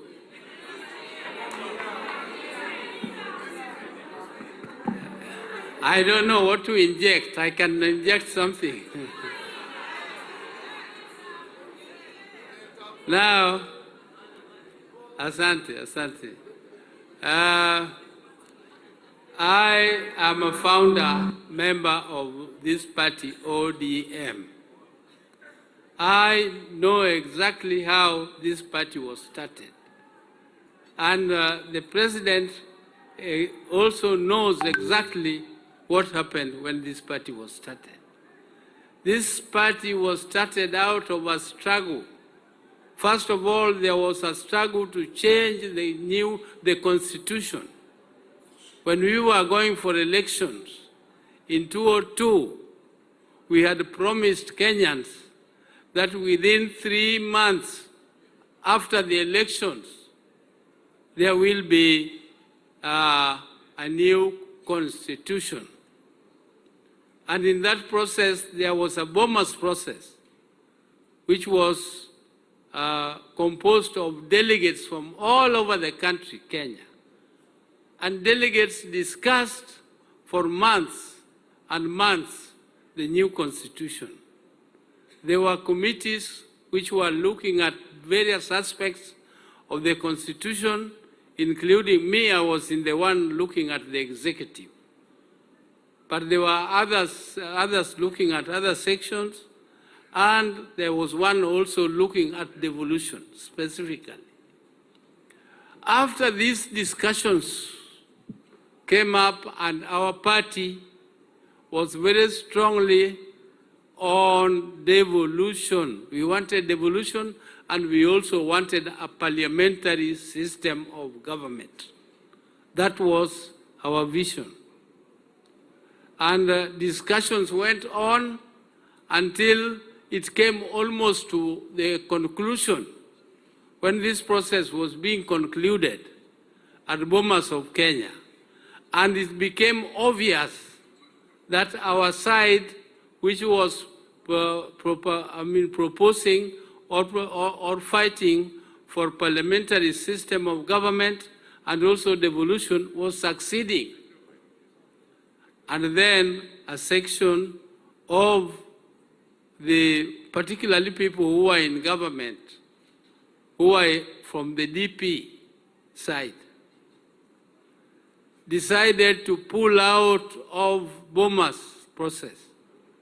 They pulled out of Bomas process and made sure they actually destroyed the Bomas process. Even though resolutions had been passed on all those issues, the Bomas process became more or less like a legal constitutional reform or a new constitution. But it was not recognized by the government, and the government, and Amos Wako knows this, they made a draft called the Wako draft. The Wako draft came to Kilifi, and that Kilifi draft is what was now subjected to a referendum. That Kilifi draft did not want devolution, nor did they want a parliamentary system of government. And therefore, when the referendum came, all of us came, including KANU, to fight against that draft, Kilifi draft constitution. And when this process started, it was a very, very fierce struggle. It was a very fierce struggle because the government side, which was headed by Honorable Mwai Kibaki, were the ones leading the Kilifi draft campaign, and part of the government, which was also us. We were also part of the government because my late brother Raila was the Minister of Roads, and the President was also a minister at that time in the government. But in that struggle, when the results came out, the Kilifi draft was badly defeated. The Kilifi draft was absolutely defeated by the people of Kenya. And after the Kilifi draft was defeated by the people of Kenya, all of us were sacked from committees in parliament. All our people who were in government were sacked from the ministries where they were, and we became orphans within the government. We were still regarded to be part of government, and yet we were sacked from all the positions in government. But we continued, because that is when the Orange Democratic Movement was formed. We were given machungwa, and the Kilifi draft people were given banana. So it was banana versus chungwa. But eventually, after chungwa remained a movement, there was a very big protest in Kisumu. There was a big rally. There was a big rally in Kisumu protesting against the sacking of our people from positions of government. And the rally, the Kisumu Stadium was full to the brim. Kisumu Stadium was full to the brim. And I remember talking to my brother, Honorable Balala, Najib Balala. And Balala was telling me, Oburu, why don't we announce here that this movement should be translated into a political party? And I told Balala, you do it. You go and announce that this movement should now be transformed from a political movement to a political party. And when Balala mentioned it, the crowd went wild. The crowd went wild. And from there, everything else. But somebody, after the crowd went wild, went very quickly to go and reserve that name, ODM, as a political party. Went and reserved the... So when we tried now to register ODM as ODM, we found it had already been blocked by Mr. Imanyara, Mr. Imanyara. I think Imanyara must be around here. Now, after that is how for ODM Kenya was then founded as a result of that. The rest have been narrated. I think Honorable Henry Kosgei and the others who spoke before me have already narrated exactly what happened thereafter. So I don't want to go into details of those because you already know what happened, how the party was somehow stolen from us, and how we struggled to buy back our ODM, which we still have up to today. Now, therefore, you realize that ODM was not born out of luxury. It was born out of a struggle. It has been a long, long, long struggle. And we are now here. We are now here, and I want to say that there is no party in the world which is formed to be in the opposition. All political parties are formed to be in government. And all political parties aspire to be in government. And all political parties fight to be in government.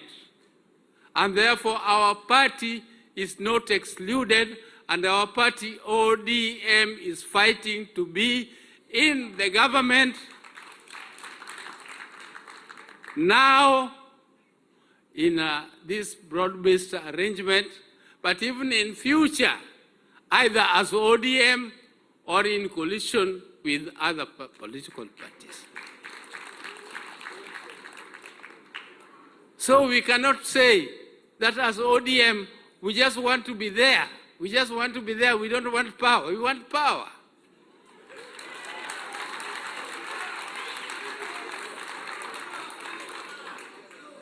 Because how are we going to implement our policies if we don't have power? If you are going for demonstrations,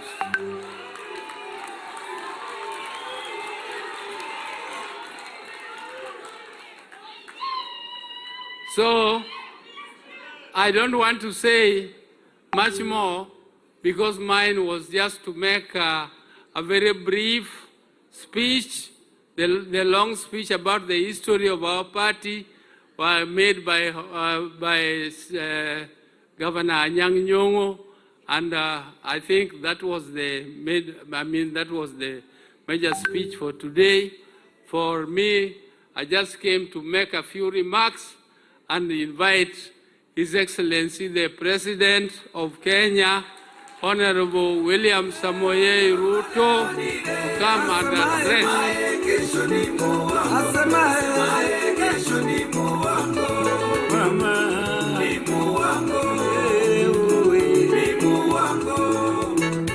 Tunasema Kenya mpya inawezekana. Inawezekana. Leo ni leo. Na inawezekana. Inawezekana. Leo ni leo. Kenya mpya inawezekana. Inawezekana. Leo ni leo. Nchi ambayo kuna raha na ustawi. DJ, hapana lete mchanganyiko.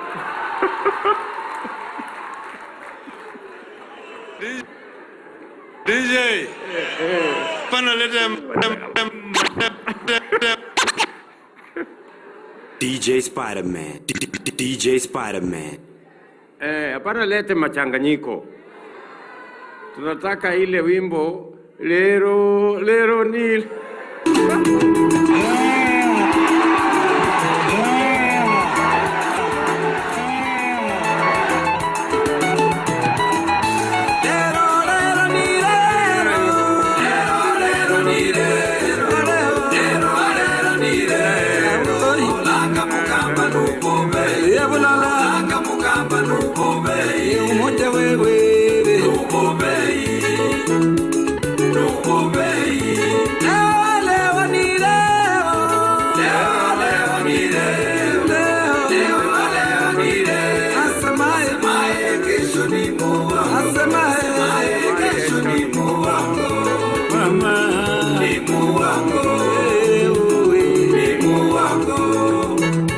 Tunasema Kenya mpya inawezekana. Inawezekana. Na inawezekana. Inawezekana. Lero ni lero. Kenya mpya inawezekana. Inawezekana. Lero ni lero. Ambayo kuna raha na ustawi. Inawezekana. Asante sana. Asante sana. Asante sana. Haya. ODM hoye. ODM hoye. Tunasema ODM. ODM. Bas. Kwanza mimi nataka nimshukuru Mungu kwa sababu ya nafasi ya kuungana na wanachungwa jioni ya leo for this ODM founder members dinner. I remember very well that when I had a conversation with Baba, and he informed me that there was going to be ODM at 20. And he asked me whether I would consider, alongside other founding members, participating. And I told him I would gladly participate, and I have reasons to. Primarily, I have three reasons why I would readily agree to participate in ODM at 20, and even, if possible, sponsor this dinner.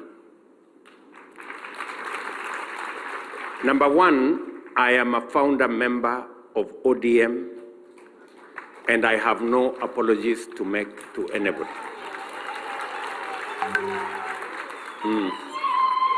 It is a historical fact. It is a historical fact. And I was not just a founder member. I was at the center and at the heart of the formation of ODM. Number two, two people have really influenced my political journey.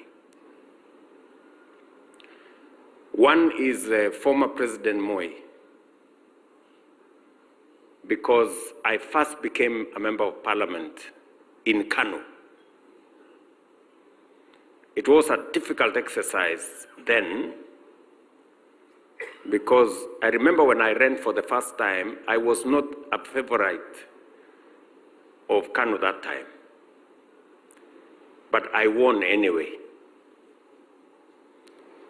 And then we started on not a very good note with former President Moi, but finally we became friends when he discovered that I wasn't a very bad boy after all. The other person that really has influenced my political journey is Baba, the Honorable Raila Amolo Odinga.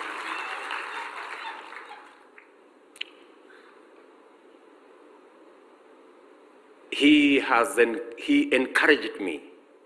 He came to Eldoret when there was a ceremony for me to be made a Kalenjin elder, imagine. He was there. He encouraged me along the way. And I can say without fear of any contradiction that I learned a lot from the Honorable Raila Odinga. I can say that if there are mentees of Raila Odinga, I am one of them. And so, today is a great day that we are celebrating 20 years of ODM. It is really unfortunate that Baba is not there to witness ODM at 20. This celebration would have been a carnival. It would have been something else. But as God has decided, Baba is not here with us, but we can do something about the life and time of Raila Amolo Odinga in honor of what he stood for and what he achieved. I will say a couple of things. I know it is late in the evening. I do not wish to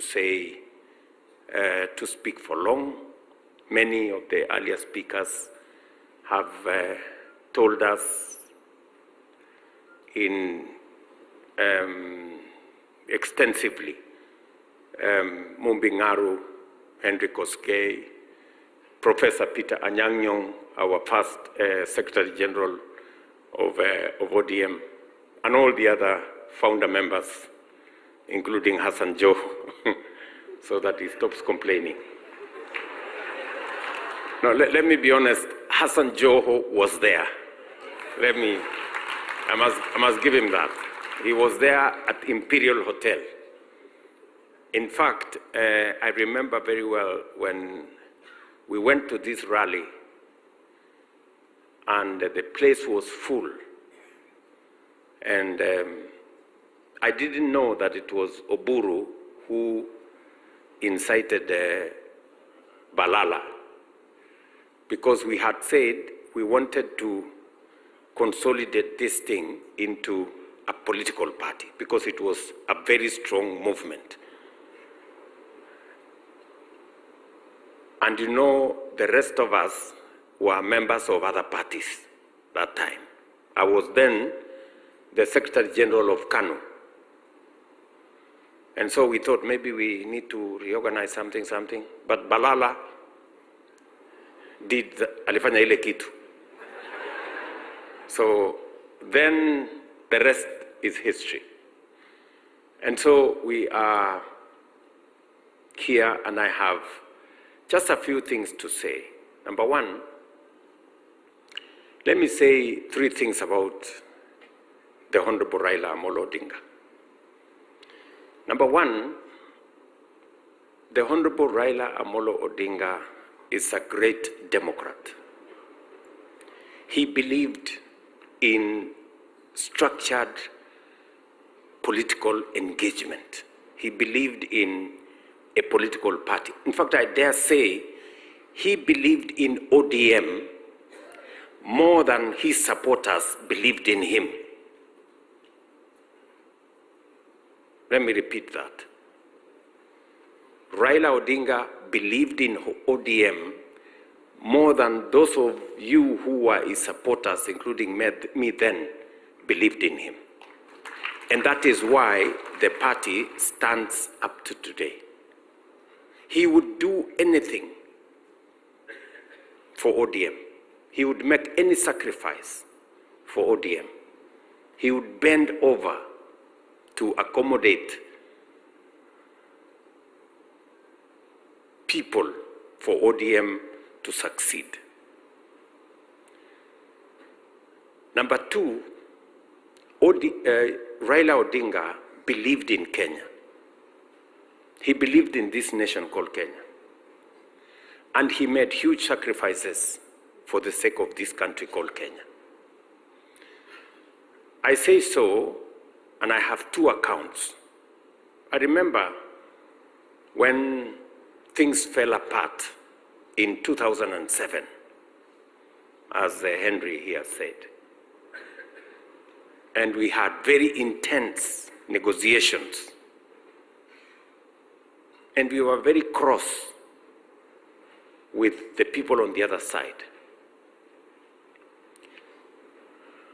And we were very difficult people that time. But Raila persuaded us. In fact, when we became very difficult, he went, he negotiated, agreed, and came and faced us with a fait accompli. He told us, I am the leader of this movement. This is what I have decided for the sake of the country. That is what made Kenya move forward. I have seen him do the same. Even when we had a crisis in this country a year ago, he did the same. That is the brand of a man who believes in his nation. And he makes sacrifices to that effect. Let me also say that Raila Odinga was not a tribalist. Yes. He believed in Kenya. You know, he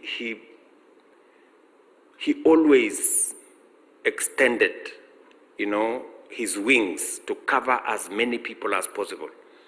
You've heard the story of Mumbi Ngaru here, and many other people. And so that is the person, the man, Raila Odinga. And so as we celebrate 20 years of ODM, we celebrate the life of the party leader of ODM. And we want to say to Raila Odinga, you have left a rich, solid, and strong legacy behind you. And the people who now have the reins of management of this party, please, I urge you not to undermine the spirit of ODM, not to allow this party to go into arguments or to fragment this party. This party must stay strong, if not for anything else, for the sake of the Honorable Raila Amolo Odinga and his legacy. This party must remain strong. I say so being a party leader of a different party today. But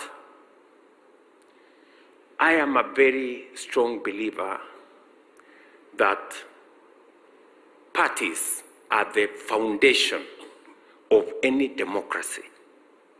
If we do not have strong parties, we cannot have a strong democratic state. And therefore, it is important, and that is why I have come here to celebrate ODM as a strong party, not a briefcase party, not a regional party, a national party. And it is in that nation identity, being a strong Kenyan party that has roots everywhere. That is where we should go. That is where the nation should be going. Having strong national parties. Celebrating ODM as a strong national party encourages others, like UDA and others, to also be strong national parties. That is how we are going to have a strong democracy, where parties compete. It is important for us, and it is the reason, by the way, why when we sat down to craft ODM and what we believed in, we wanted to change the politics of Kenya from being politics of personalities or ethnicities to politics of ideology, something we believe in. Yes, and that is the way ODM has carried many communities and many regions along because of ideology. So that is the essence of this celebration. We are celebrating a political party that has identity in ideology, that has risen above personality and ethnicity to an ideological movement. This is what it is. So I want to say to the ODM family, congratulations on 20 years of ODM as a party.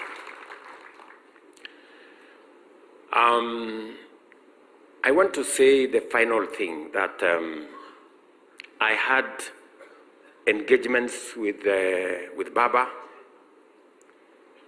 and I say that we've been on the same side of the political divide, we've been on different sides of the political divide, but one thing that Baba always taught all of us is that in politics, we don't compete. We compete, but we do not become enemies. We compete, but we do not become enemies. And that is what it is. I want you, as members of ODM, to ask yourselves, how come Baba worked with Moi, and worked with Kibaki, and worked with Uhuru, and worked with William Ruto? You need to ask yourself. It's because he always could transcend the divide of political competition and reach out for the good of the nation.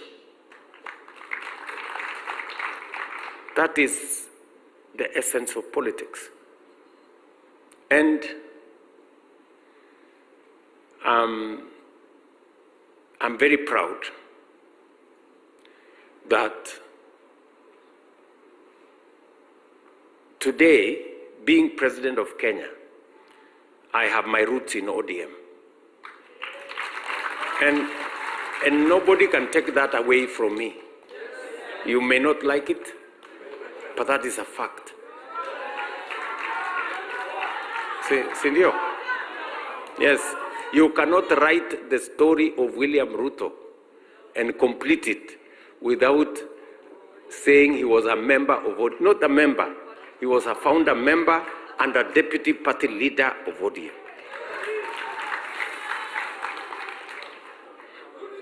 Are we together? Acha hiyo story. Sijui kama tunaelewana. Yeah. Mnasema nirudi nyumbani, si niko nyumbani tayari. What is the problem?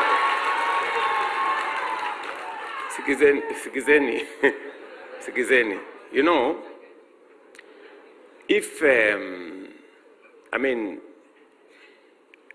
I was teasing, you know, after the elections, many of you may not know, as William Ruto, I was very sad. In this election, this past election of 2022, people were having sleepless nights. My team were having sleepless nights. Me, I was sleeping because it didn't matter to me who won the election.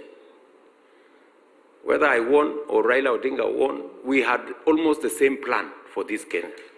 And I can say here without fear of any contradiction, Raila Odinga would have implemented housing the way I'm implementing. He would have implemented universal health coverage the way I'm implementing, because we believed in it together.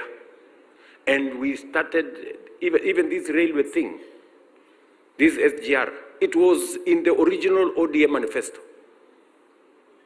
And that is why I must move the railway from Naivasha to Kisumu to Malaba. And by the way, I'm going to begin to move it by January.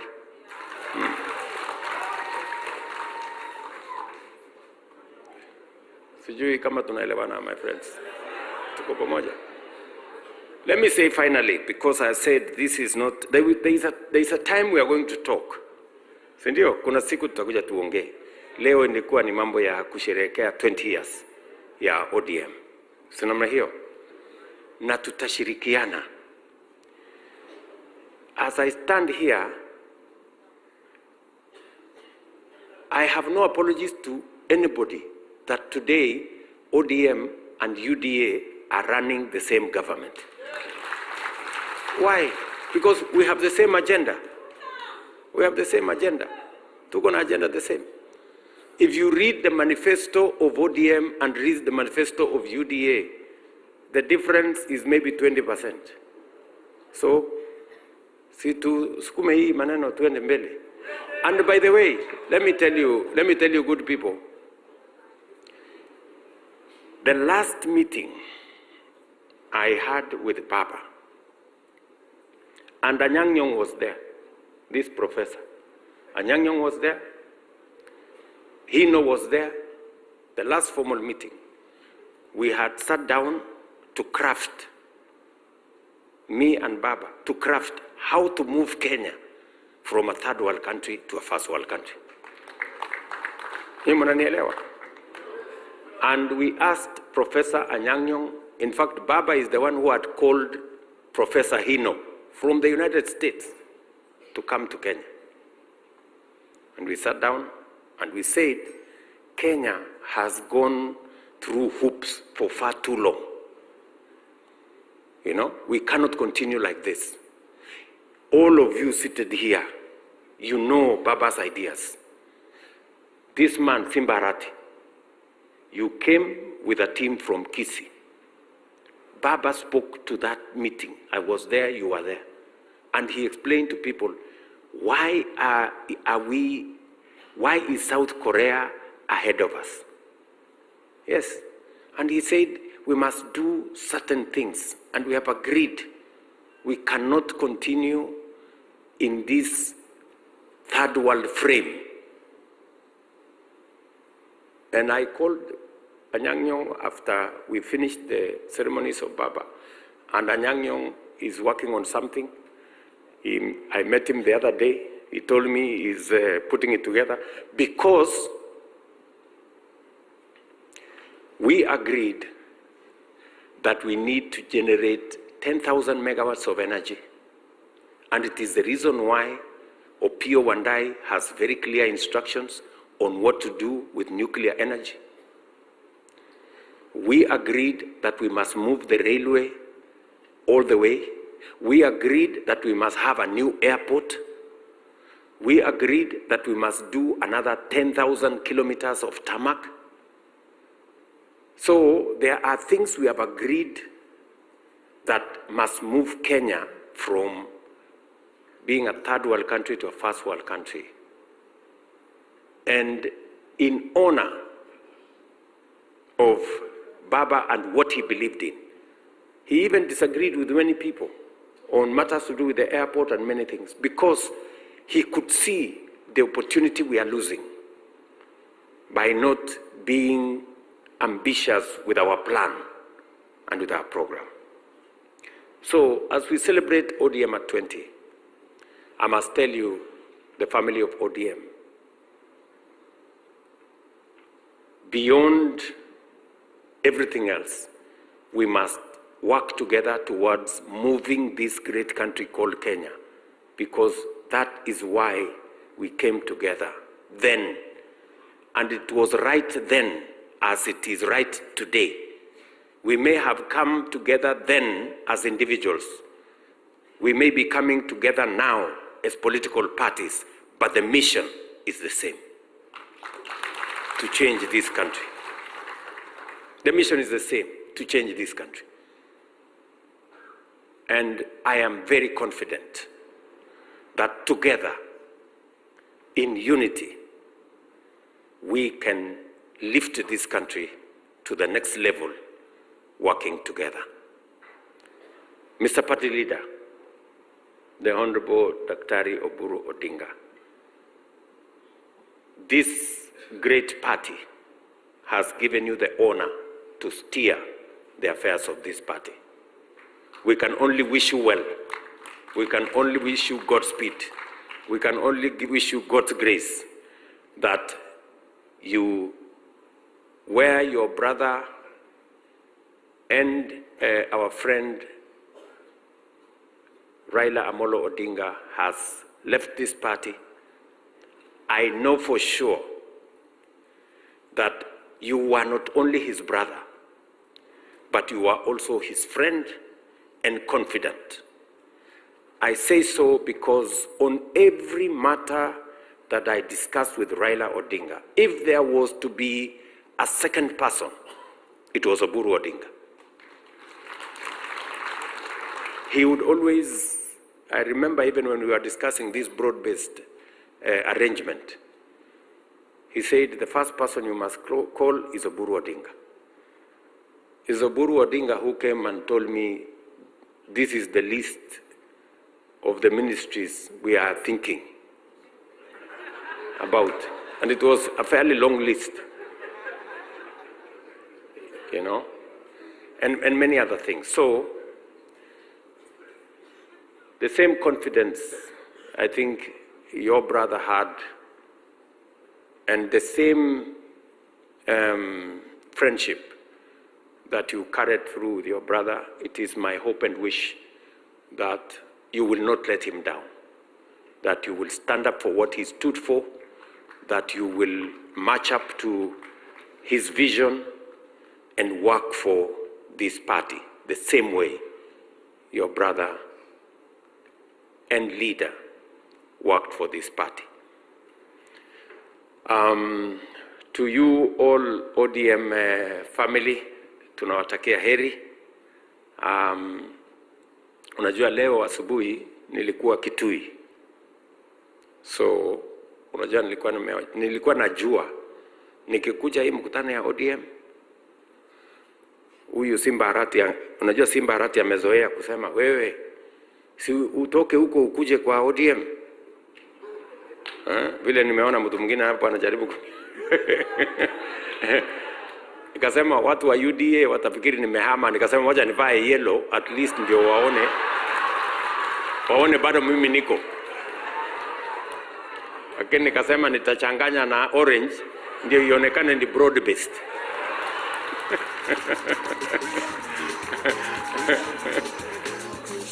ama namna gani? Si ndio? Na unajua huko Ukambani niliambiwa rangi ya Ukambani ni yellow. So nikaona hii ni sawa. Acha nianze na Ukambani yellow, alafu nipeleke huko yellow ya UDA, alafu nichanganye na orange ya ODM, ikuwe broad based, alafu to celebrate. So otherwise nimeshukuru sana my good friends. I just want to assure you of my goodwill, my support in every way, that you will need any support from this administration. There are members of ODM in senior positions in this administration. You will not lack the network to be able to access government. I had this man called Junet saying that we were negotiating with you. You are negotiating with who? You are negotiating with Mbadi. So I don't know which Mbadi represents which side of where. We were negotiating with ourselves. Ama? Hiyo maneno ya pesa ya kusema you want 450 whatever. So and I am very proud, by the way, of very proud of the contribution of the ODM members in this broad-based administration. Everything I am talking to you about, my Minister for Finance here knows. He knows where we need to move the country. And he knows it is part of the ODM plan and manifesto for us to be able to move in that direction. So, asanteni sana. Mimi nimefurahi sana kufika hapa jioni ya leo. Congratulations ODM at 20, party leader and all the other officials of the party. My very best wishes and all the nice things that we wish you as members of ODM and all of us as we contribute to the progress and prosperity of our nation. I want to wish all of us the very best. Asanteni sana and God bless you.